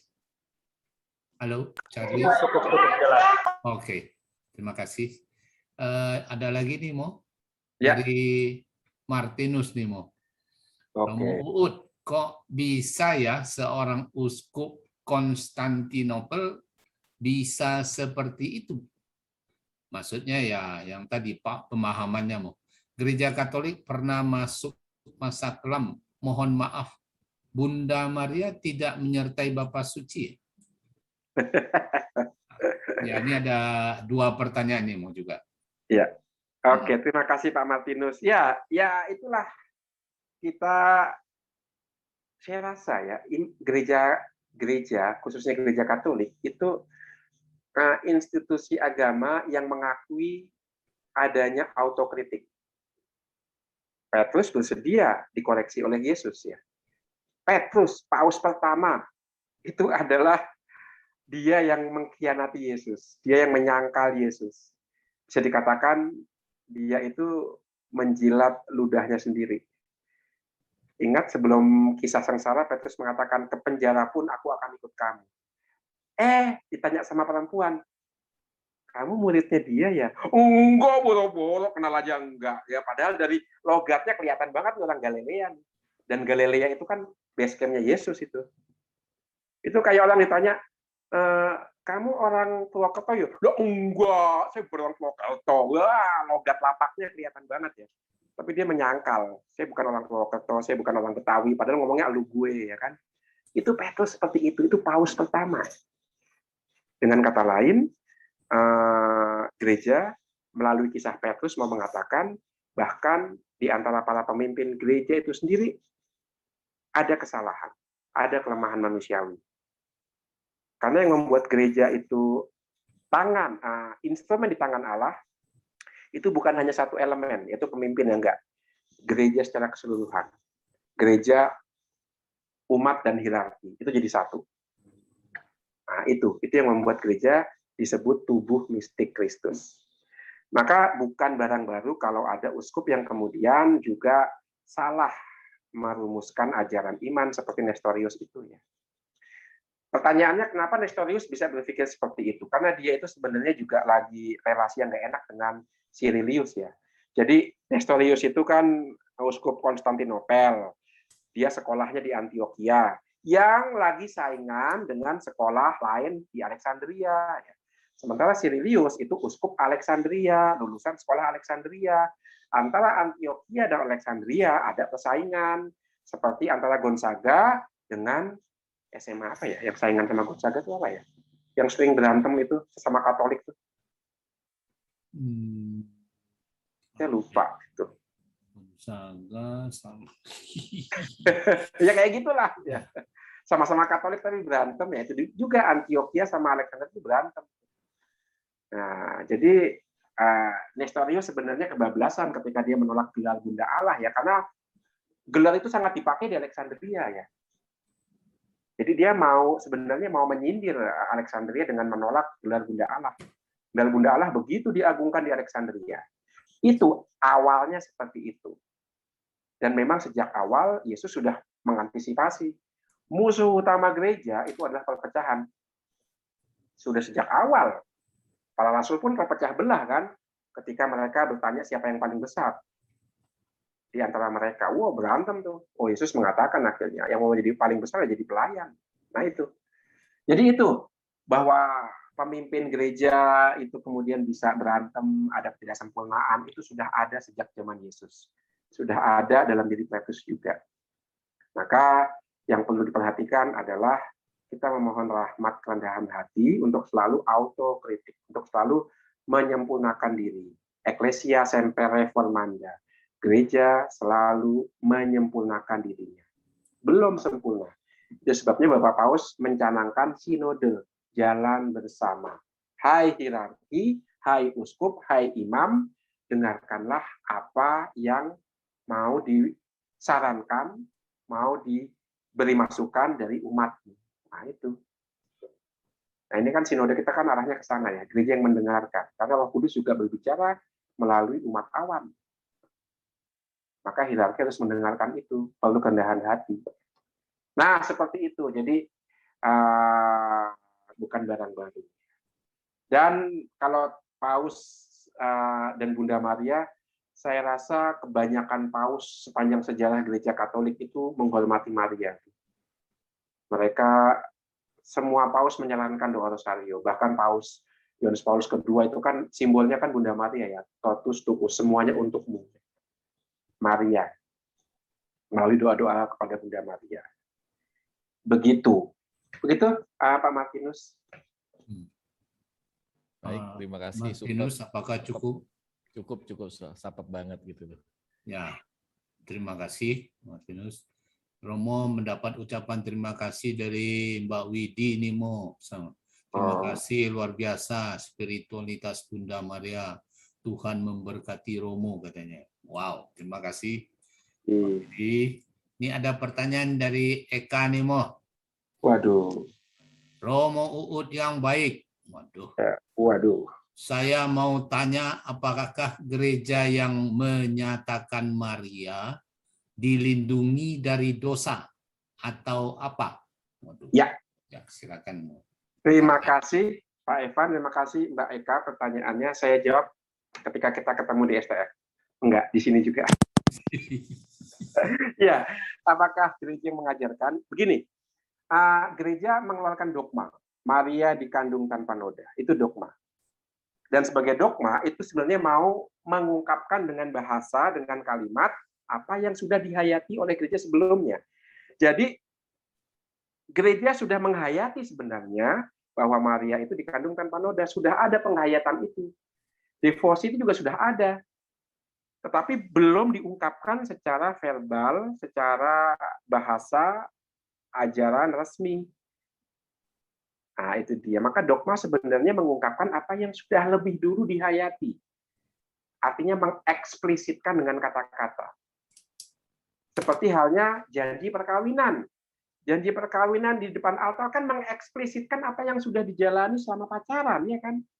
Selama pacaran kan orang sudah saling mencintai, milikku adalah milikmu, milikmu adalah milikku, ya kan? Kamu sakit, aku ikut sakit, kamu senang, aku juga ikut senang. Itu kan selama pacaran di jalan itu.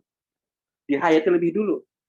Baru kemudian diungkapkan sebagai sesuatu yang lebih lebih pasti lagi ketika mengucapkan janji perkawinan.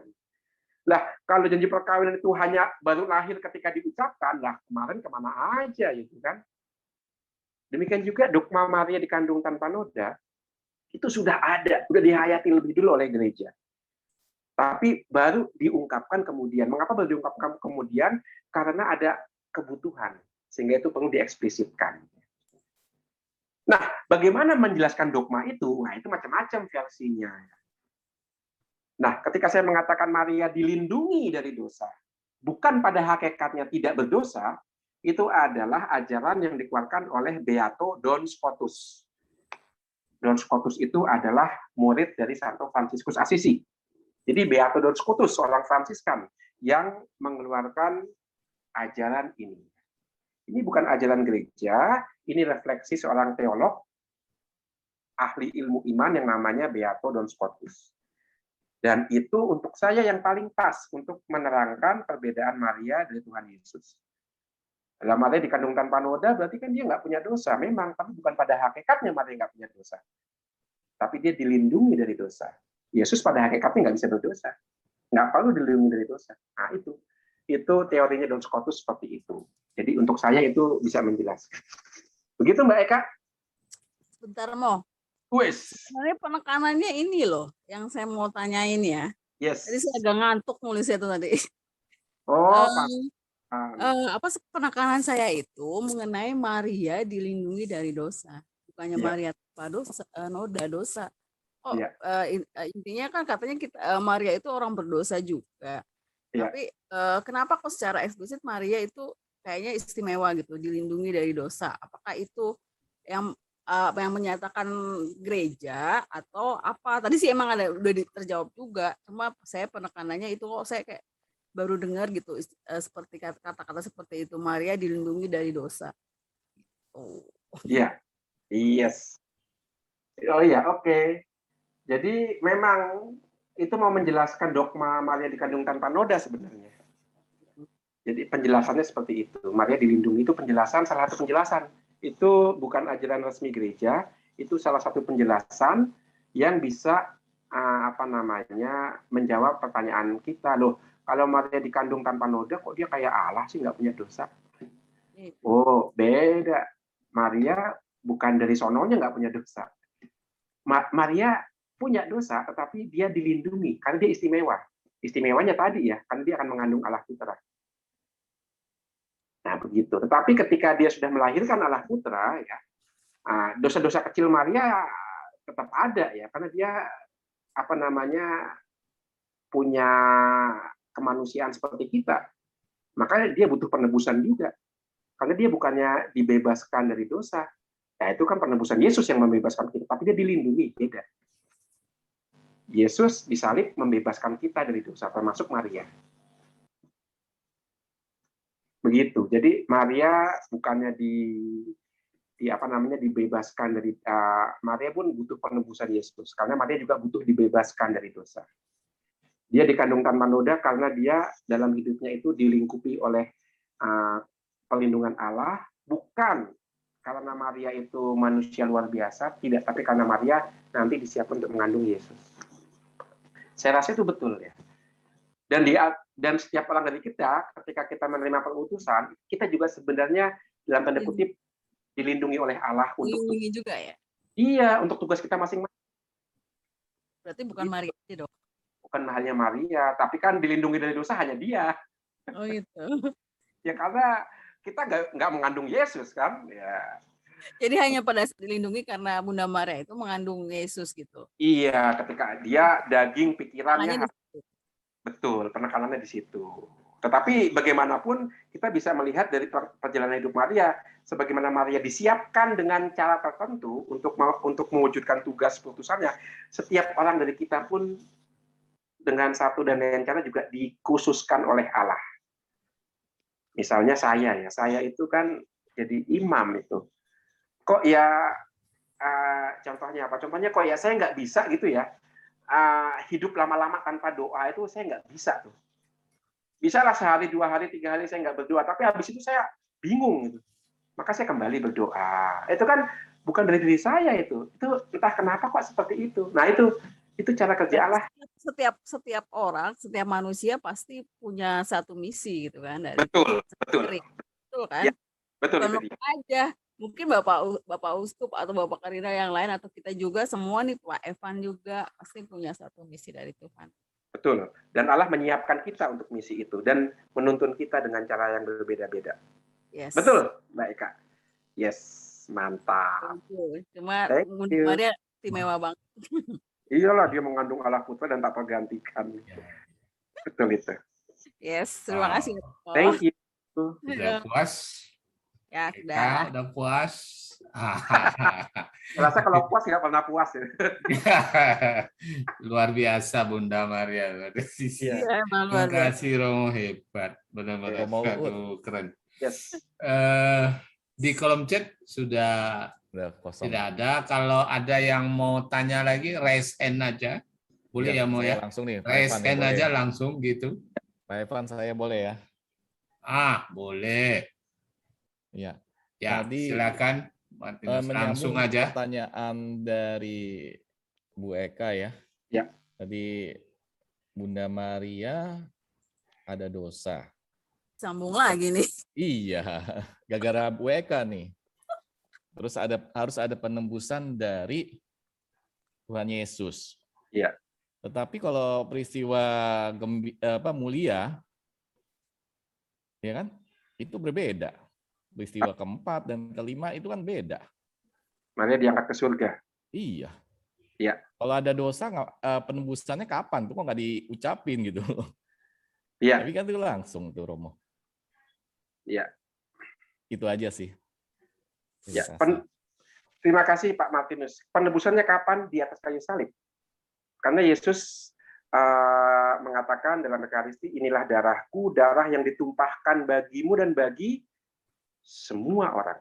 Semua orang. Artinya apa? Semua orang, termasuk Bunda Maria itu. Yesus bukan orang ya, Yesus nggak perlu penebusan karena dia orang sekaligus Allah. Maka semua orang, termasuk Bunda Maria di situ. Maka Bunda Maria pun dibasuh oleh darah Yesus, karena dia manusia seperti kita. Hanya dia dipersiapkan secara khusus untuk mengandung Allah Putra, dan selama persiapan itu dia dilindungi dari dosa. Tapi dia butuh penebusan tetap begitu. Dia dilindungi dari dosa, terutama dosa nenek moyang kita, dosa asal ya, dosa Adam. Dia dilindungi dari dosa itu. Tapi dia tetap membutuhkan pembebasan. Itu sebabnya Yesus di perjamuan terakhir kan mengatakan, inilah darahku yang ditumpahkan bagi semua orang. Kan Maria juga orang, manusia juga seperti kita. Begitu. Maka dia sudah mengalami penebusan. Dan kemudian dikatakan Maria diangkat ke surga. Itu kan pelindung gereja katedral ya, Maria Assumpta. Yes. Betul. Ya, Maria diangkat ke surga artinya apa? Mau menegaskan kembali bahwa posisi Maria, walaupun dia manusia seperti kita, itu begitu istimewa, karena dia itu hebat, tapi karena dia itu menjadi partner penebusan. Dia itu menjadi bunda Allah. Dia itu relasinya begitu istimewa dengan Allah Putra. Itu inti dari apa? Inti dari dogma Maria diangkat ke surga. Bahwa apa yang dialami oleh Allah Putra itu nanti akan juga dialami oleh bundanya. Karena relasi yang begitu dekat, seperti contoh saya tadi, anaknya yang di surga, yang meringis. Nah, sekarang anaknya naik ke surga dengan mulia. Karena persatuan yang begitu erat dengan sang bunda, bundanya pun ikut. Gitu. Karena persatuan yang begitu erat. Gereja tidak menjelaskan terperinci apakah Maria harus mati dulu secara fisik lalu naik ke surga atau tidak. Tidak. Itu tidak bagian dari dogma. Bagian dari dogma mengatakan Maria diangkat dengan mulia jiwa dan raganya. Tapi apakah Maria harus wafat dulu secara fisik, ya kan? Itu tidak dijelaskan. Tapi kalau Yesus saja mati dulu secara fisik kok. Maka Maria juga, saya yakin, wafat dulu secara fisik untuk kemudian dia mengalami kebangkitan badan. Maka ada istilah dalam gereja Ritus Timur itu yang namanya Maria tertidur. Tertidur itu kan bahasa halus untuk meninggal, seperti orang Jawa. Orang Jawa mengatakan kuburan itu kan pasarean, tempat orang sare, tempat orang istirahat. Nah itu. Maka dalam tradisi gereja sampai sekarang ada namanya makam Bunda Maria di Efesus, yang menjadi tempat ziarah. Itu dia. Jadi Maria diangkat ke surga mau menekankan betapa dekatnya Maria dengan Sang Putra, sedemikian sehingga nasib Allah Putra itu menjadi nasib Bunda Maria, dan seperti ketika saya menjawab pertanyaan Mbak Eka tadi, itu menjadi nasib kita semua. Kita pun akan seperti Maria. Kita pun nanti akan diangkat ke surga jiwa dan raga kita. Amin. Nah, itu intinya di situ. Nah. Begitu Pak Martinus. Iya, terima kasih. Yes. Romo luar biasa, dahsyat nih Romo. Mantap. Oh, jelas. Dosennya kita semua nih, bukan dosennya dosen KPKS kuliah. aja. Bukan dosen KPKS. Rekan sekerjanya mata kuliah 2 SKS. Romo, keren Efesus ya. itu di Turki ya, Mo? Apa? Ya, sekarang itu di Ya. Turki ya. Ya. Nah, kemarin itu saya juga dapat informasi dari Koteo ya. Nah, itu ada patung Bunda Maria, tapi tidak kalau kita ke Turki gitu ada oleh-oleh baju kaosnya. Itu kan ada Bunda Marianya. Nah, kenapa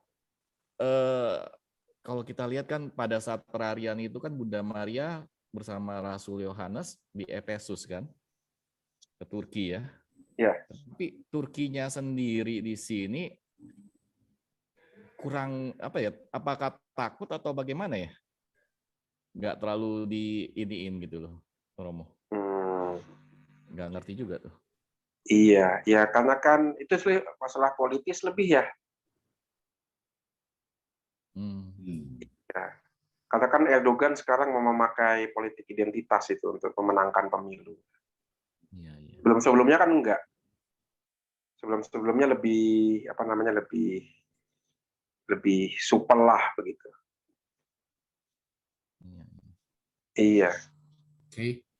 Saya sendiri belum pernah ke Turki sih. Makan kebab Koteo Turki. ada nggak tuh Koteo? Ah, Nggak ada ya kayaknya. Kemana? nggak lihat Yang aku. ngundang atau kemana nih? Oh Ada, Teo, ada.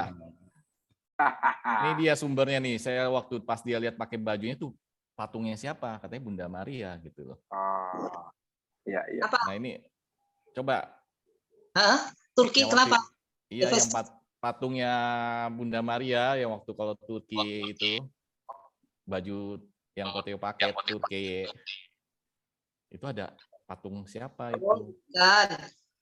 Mas, gini, enggak, saya tadi nggak nangkep, maksudnya Turki nggak nonjolin bagaimana atau apa sih? Pertanyaannya apa? Kan tadi Romo katakan bahwa ada yang Mitus Timur ya, Mo ya? Ya. Efesus ya? Iya. Nah itu, Efesus itu saya tanya di mana? Di Turki bukan? Nah, Turki. kalau di Turki, iya. Nah, terus kan Koteo kan ada pakai bajunya, saya tanya, itu patung siapa? Bunda Maria. Kenapa nggak ditulisin aja Bunda Maria gitu loh? Turki doang ditulisnya. Oh, Iya. itu kan cuma motif doang. Tapi kalau di sononya sendiri sih rame, tempatnya rame. Cuman sebetulnya sih kalau saya sih yang saya alami di sana tempat Bunda Maria itu memang benar-benar diakui oleh Vatikan. Ya. Memang ada plakatnya gitu bahwa itu adalah rumah Bunda Maria. Jadi dalam arti Bunda Maria pernah tinggal di tempat situ gitu. Dan di situ pun di ruang itu sebetulnya salah satu ruangan ya. Nah, di situ ada patung Marianya juga gitu loh. Cuma mungkin karena seperti Romo katakan tadi, Erdogan ini kan garis keras. Yeah. Erdogan ini banyak didukung oleh kaum tua. Ya. Gitu. Jadi Erdogan ini sebetulnya melanggar tidak setia sama bapak pembangunan Turki atau itu Atatürk. Ya. Ini sebetulnya mengkhianati Atatürk nih sebetulnya. Yang dilakukan Erdogan itu sebetulnya mengkhianati Atatürk. Mengkhianati bapak bangsanya dia sendiri. Sebetulnya kalau mau jujur ya seperti itu. Di tempat itu sih rame gitu loh, rame. Maksudnya umat berziarah dan boleh berdoa. Bahkan kalau mau misa ya boleh karena ada tempat disediakan tempat gitu. Ya cuman karena Turki itu sebuah negara yang boleh katakan bebas ya, cukup bebas. Jadi dia tidak melarang agama manapun ke tempat Bunda Maria itu untuk berdoa gitu. Jadi di situ campur ada orang Muslim, orang apa gitu. Ya. Gitu. Tapi terbuka di sana benar-benar memang rumah Bunda Maria gitu. Ya. Aja, cuman jangan nggak seperti Lourdes lah seperti itu gitu maksudnya. Ya. Itu jadi sono ya dikeber, cuman ini aja gitu. Baru masuk ya, Koteo telat ya? Nah, dari tadi. Oke, thank you. Udah, Martinus? Udah. Udah, Theo, udah. Romo. Ada lagi yang lain? Ada yang mau bertanya? Silakan raise hand. Kita mau sampai jam berapa nih? Mau diizinkan? Izin. Ya, sepuasnya. Mantap. Aduh. Sampai jam 12 dong. Sampai jadwal aja jam 9 nanti. Romo, Yes. coba saya tanya. Paulus dari Bekasi, Oh, silakan. KPKSA 31. Ya. Itu mengenai apa? Dogma. Ya. Lalu ada doktrin. Ya. Lalu kenapa orang-orang dari gereja sebelah kok suka alergi sama dogma gereja Katolik? Ya. Iya. Itu Yes. aja, Romo. Ya. Terima kasih Pak Paulus ya. Ya, Pak Paulus. Iya, betul. Terus Dari Tacitus. Oke. Ada satu buku bagus dari tulisannya, saya lupa Romo siapa ya. Itu dia menjelaskan begini, kenapa gereja reformasi dan gereja protestan itu tidak begitu menerima dogma. Karena salah memahami. Bukan kesalahan murni mereka, tapi kadang-kadang kita gereja Katolik juga kurang paham apa itu dogma, ya kan? Jadi ketika menyampaikan informasi juga bisa jadi informasi yang kurang tepat. Kesalahannya seperti apa? Begini, dogma itu dipandang seperti bersaingan dengan firman Allah. Kitab suci kan menjadi acuan dasar ya.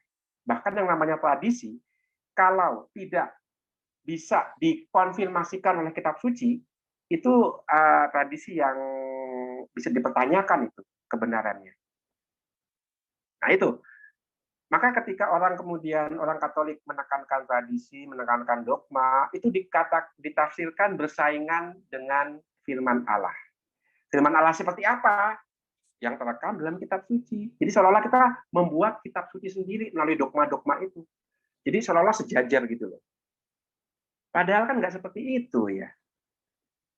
Dalam prosesnya, mana yang lebih dulu, tradisi atau kitab suci?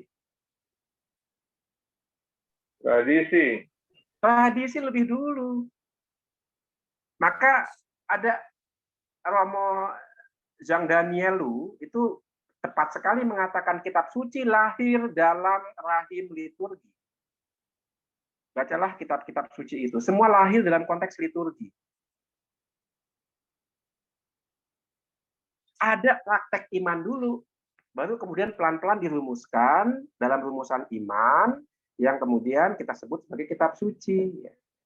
Kitab suci adalah upaya untuk menyatukan semua ungkapan iman itu ke dalam bentuk tertulisnya. Mengapa harus tertulis? Supaya bisa diwariskan dari zaman ke zaman. Karena kalau hanya lisan, itu ada bahaya, bisa lupa, bisa salah meneruskan. Maka kelebihan kitab suci adalah kita meyakini dalam kitab suci tidak hanya isi yang diwahyukan, tapi juga ungkapannya. Itulah kekuatan bahasa tulis. Saya menggunakan mulutnya Pilatus, yang tertulis tetap tertulis. Itu kekuatan bahasa tulisan. Sementara bahasa lisan itu kita bisa menggunakan ungkapan lain, misalnya saya sedih. Terus orang yang mendengarkan ungkapan lisan saya akan meneruskan kepada temannya, dia lagi nggak enak hati tuh. Saya ngomong sedih kok dia ngomongnya nggak enak hati, ya kan? Udah beda ungkapannya. Karena dengan bahasa lisan orang akan bisa mengungkapkan dengan cara-cara yang berbeda walaupun maksudnya sama. Bahasa tulis nggak eksak. Apa yang tertulis, ya itu tertulis. Tertulis sedih, ya sedih. Maka Gereja Katolik mengajarkan dalam kitab suci, kekuatan tradisi tulis adalah tidak hanya kontennya, maksudnya, tapi juga ungkapannya. Itu diwahyukan. Penulis kitab suci itu diwahyukan oleh inspirasi ilahi sehingga memilih mengungkapkan dengan ini dan bukan dengan itu. Nah, itu kekuatan bahasa tulisan. Dogma itu bukan mau menyaingi kitab suci, tidak. Lah, kalau kitab suci lahir dari liturgi, tradisi, dengan ungkapan tertulis, dogma mau melakukan hal yang sama. Sudah ada penghayatan iman dalam tradisi, sekarang dogma mau mengeksplisitkan dalam bentuk verbal. Supaya apa? Supaya nanti penghayatan iman ini nggak salah. Karena dengan membuat dalam tulisan, ada satu persisi, ada satu ketepatan. Itu kan bahasa hukum kan sangat tepat ya. Maka ada kitab hukum pidana, sangat tepat. Demikian juga dogma. Dogma mengungkapkan dalam satu tulisan sehingga ungkapan iman kita lalu tidak salah kesana kemari. Nah, itu kekuatan bahasa tulisan. Itu maksud dogma. Bukan mau menciptakan kitab suci baru atau menyaingi firman Allah, tidak, justru mau membantu umat beriman itu beriman secara tepat. Karena seperti saya katakan sudah dihayati lebih dulu. Nah, itu rupanya yang belum atau tidak begitu tepat dipahami oleh saudara-saudari kita Gereja Protestan dan Reformasi. Menganggap dogma itu penemuan Gereja Katolik, menganggap dogma itu menyaingi kitab suci. Padahal kitab suci bisa dikatakan sebagai ungkapan dogmatis yang pertama. Kitab suci itu. Karena sebelum ditulis, itu para rasul menyampaikan secara lisan. Nah, itu dia. Kitab suci bisa dikatakan ungkapan bentuk dogmatis yang pertama. Maka cukup heran bahwa saudara-saudari kita Protestan dan juga beberapa orang Katolik sendiri itu anti dogma, tapi mereka mengucapkan kredo. Kredo kan tidak ada dalam kitab suci. Kredo kan kristalisasi dari kitab suci dan ungkapan iman orang-orang Kristen. Kredo diterima di semua. Itu kan juga dogma sebenarnya, kredo itu ya. Nah, begitu Pak Paulus. Jadi ada kesalahpahaman tentang makna dogma itu apa. Seolah-olah dogma mau bersaing dengan firman Allah. Tidak. Dogma justru mau mengeksplisitkan apa yang sudah dihayati, seperti halnya kredo. Mengeksplisitkan apa yang sudah dihayati lebih dulu, iman akan Allah Tritunggal. Masalahnya adalah sebenarnya bukan pada dogmanya itu sendiri, tapi siapa yang menyatakan dogma, yaitu Bapak Paus. Nah, itu masalah di situ. Dalam gereja Katolik kita punya keyakinan akan magisterium, yaitu kuasa untuk menafsirkan ajaran iman. Itu ada di satu pundak, yaitu Bapak Paus. Magisterium, dibantu oleh kolegialitas para uskup. Hal itu yang rupanya tidak dijaga dalam tradisi gereja-gereja reformasi dan protestan. Magisterium, kuasa menafsirkan dalam kesatuan itu tidak dijaga. Sementara kita dalam gereja Katolik menjaga itu. Maka kita kan punya tiga titik tolak teologi. Kitab suci, tradisi, dan magisterium. Jadi masalahnya saya pikir ada di magisteriumnya. Siapa yang berhak menafsirkan? Dalam gereja Katolik, hierarki. Dalam figur uskup.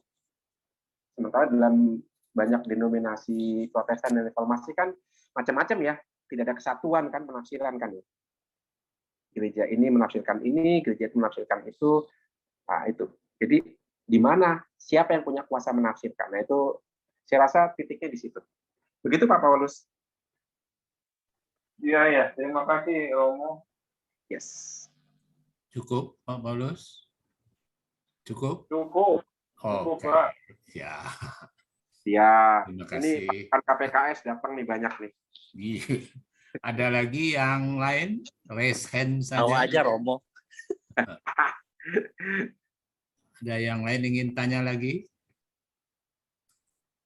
Masih ada waktu ya, Mo? Kalau nggak ada, saya boleh nggak, Pak Evan? Boleh. Romo Uut. Masih ada yang lain? Kalau nggak ada ya silakan. Iya, Romo Uut. Ya. Jadi secara intinya Tuhan Yesus tidak membuat agama kan ya? Tidak. Iya. Tapi yang lucunya, Ya. murid-muridnya semua yang ngakunya pengikut Kristus saling berantem, bahkan saling bunuh-bunuhan. Kita lihat sejarahnya ya. Ya. Saya lihat, ngeri banget gitu loh. Ya. Bisa ya gitu loh, ngaku-ngaku murid Kristus tapi bunuh-bunuhan gitu, saling bunuh. Ya. Nah ini melenceng sih dari tema. Tadi kan nyambung-menyambung gitu kan. Nah ini pertanyaan saya gitu loh. Karena Tuhan Yesus kan nggak membuat agama, kenapa sampai diributkan gitu loh? Sampai magisterium juga, semua segala macam. Memang kalau tadi pertanyaan saya juga, memang ada masa kelam yang Katolik sehingga ada diprotes, ya kan? Nah, itu. Nah, tetapi kan setelah itu kan gereja sadar. Nah, cuma memang gerakan untuk bersatu kembali. Dulu saya pernah ikut ya gerakan apa namanya? Ekumene apa? Iya benar, Mas. Itu pernah Ekumene ya. Ya. Pikjen dulu Romo Yohanes Bagio dengan pendeta apa yang Betani waktu itu yang sekarang udah kembali lagi ke Bethel. Pendeta Niko. Itu yang terakhir yang saya ikuti ya, gerakan ekumenenya. Itu udah bagus sekali. Bahwa pendeta Niko sudah minta maaf. Dia menarik sendiri pengikut yang lain gitu loh ke gerejanya. Nah, tapi dia mendapatkan visi bahwa Tuhan Yesus nggak mau seperti itu. Nah itu udah bagus banget gitu loh. Tetapi stop, setelah itu nggak ada gitu gerakan ekumenenya lagi. Hanya ada gedung ekumene di dekat Rasuna Said. Iya. Iya. Ya, betul Pak Martinus. Jadi memang Yesus tidak mendirikan agama. Itu sebabnya saya berulang-ulang mengatakan Paulus menyebut para murid Kristus itu sebagai pengikut jalan. Kalau mau dikatakan secara ketat, menurut Pak Martinus, Santo Petrus agamanya apa?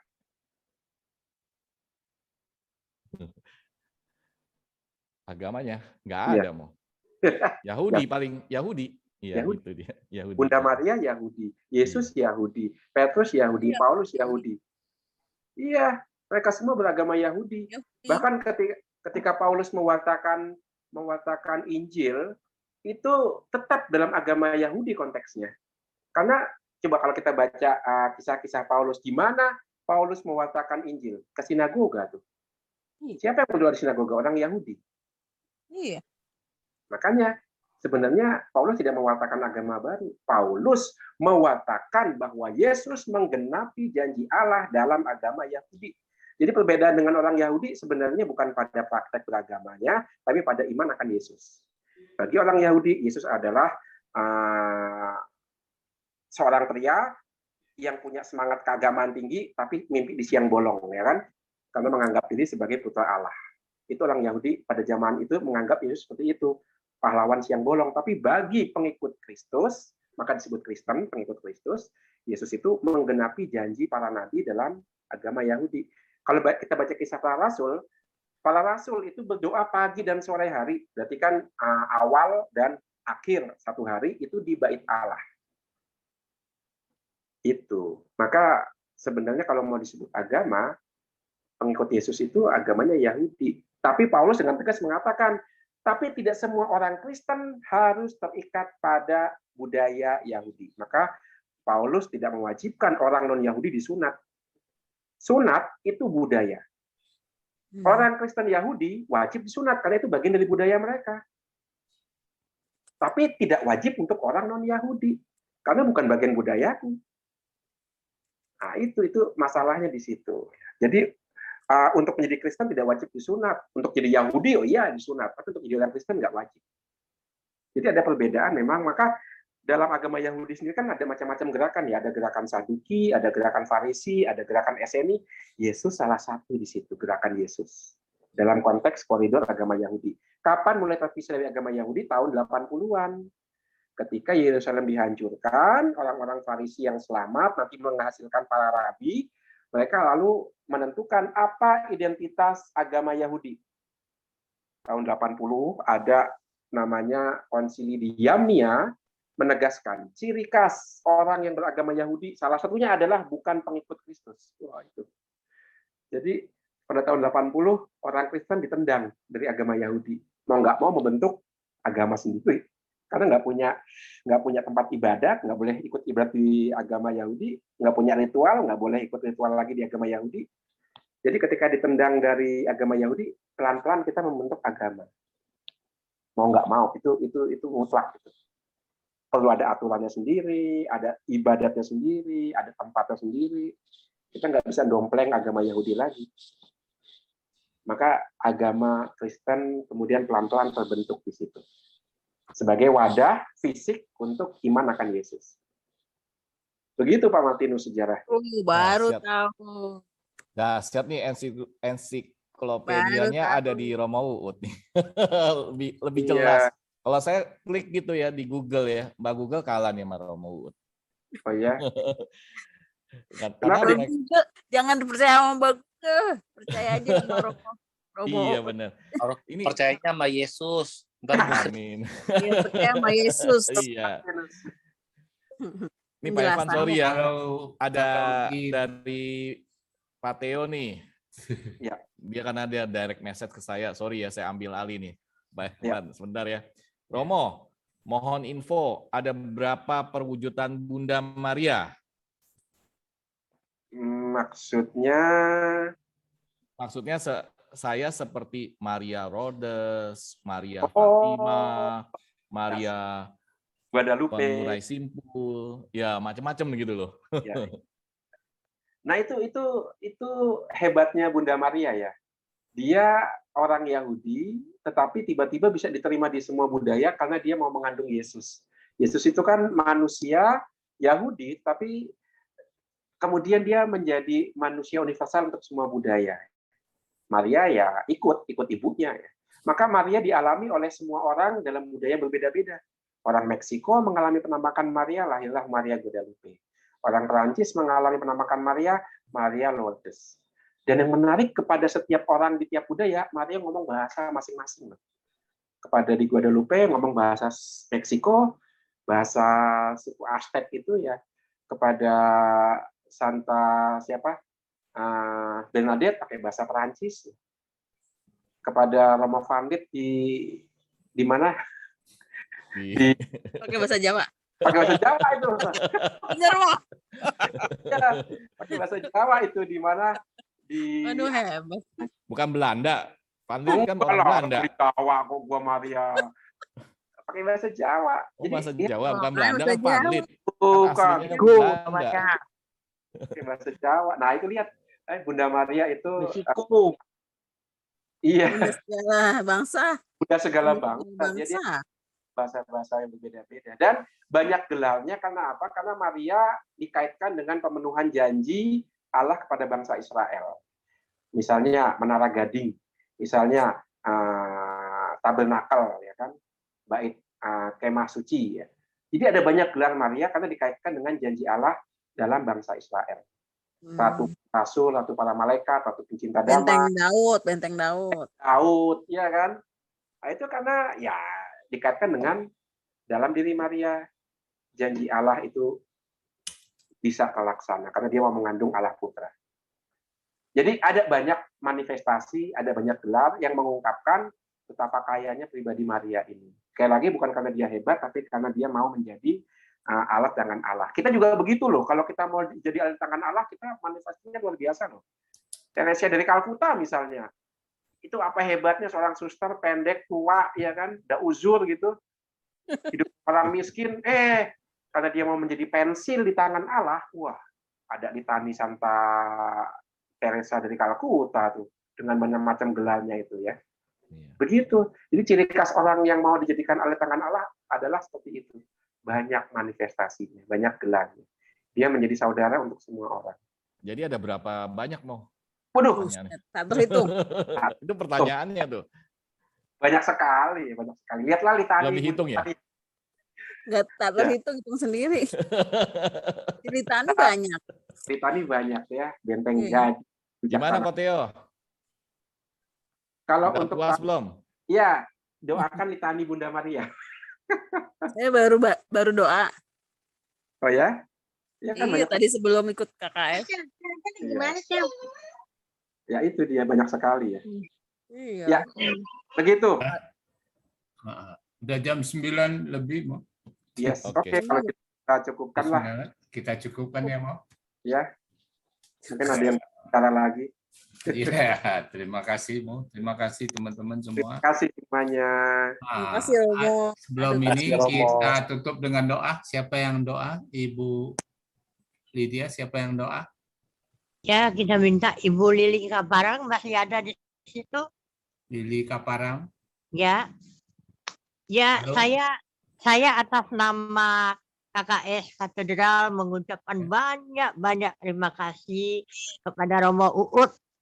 Kami sebagai putra-putri Bunda Maria yang ada di sini telah mendapatkan semangat yang luar biasa dari Romo supaya kami selalu setia berdoa rosario bukan hanya di bulan Oktober saja ini Romo, tapi setiap hari sepanjang umur kami.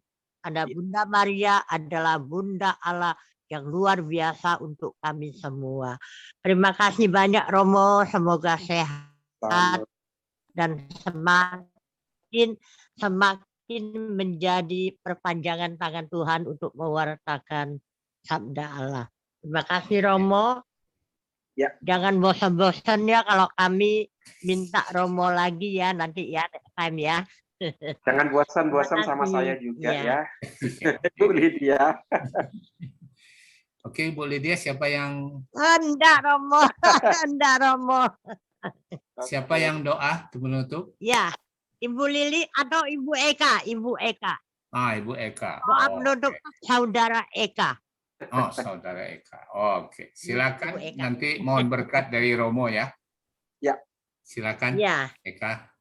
Oh, saya nggak pinter doa. Nggak apa-apa. Enggak apa-apa. Come on. Sahabat Ya udah. Romo. Oke. Ya, kalau di STM kagak pernah ngobrol. Silakan. Silakan Eka. Kita bersatu dalam doa. Dalam nama Bapa dan Putra Dan Roh Roh Kudus. Kudus. Amin. Amin. Allah Bapa di dalam surga, kami mengucap syukur dan berterima kasih karena melalui penyertaan Romo Uut kami banyak dapat belajar terutama mengenai dan mengenal Bunda Maria, Bunda kami yang tercinta. Ya Bapa, kami bersyukur karena Engkau juga telah memberikan kami berkat dan rahmat yang luar biasa melalui Bunda Maria. Kami dipimpin untuk dapat datang kepadamu melalui doa-doa dan devosi kepada Bunda Maria. Bapa di dalam surga, semoga atas kasih yang telah Engkau berikan dan Engkau limpahkan melalui Bunda Maria, kami dapat belajar, kami dapat juga memberikan berkat serta kasih melalui Bunda Maria kepada sesama kami dan orang-orang di sekitar kami. Berkati kami semua, Bapa yang saat ini boleh berkumpul dan mendengarkan pengajaran dari Romo Uut, juga Engkau memberkati Romo Uut. Semoga senantiasa Engkau pakai dalam pelayanannya, Engkau berkati, dan Engkau jaga selalu kesehatannya. Terima kasih ya Bapak, juga kepada teman-teman kami yang belum hadir pada malam ini, semoga mereka senantiasa juga Engkau sertai, Engkau bimbing juga mereka. Dan akhirnya kami juga mohon berkat-Mu melalui Romo Uut. Tuhan sertamu. Dan sertamu juga. Berkat Allah melimpah atas kita, atas komunitas kitab suci kita, atas keluarga kita, dan atas perutusan yang Tuhan percayakan dalam hidup kita, dalam nama Bapa dan Putra dan Roh Kudus. Amin.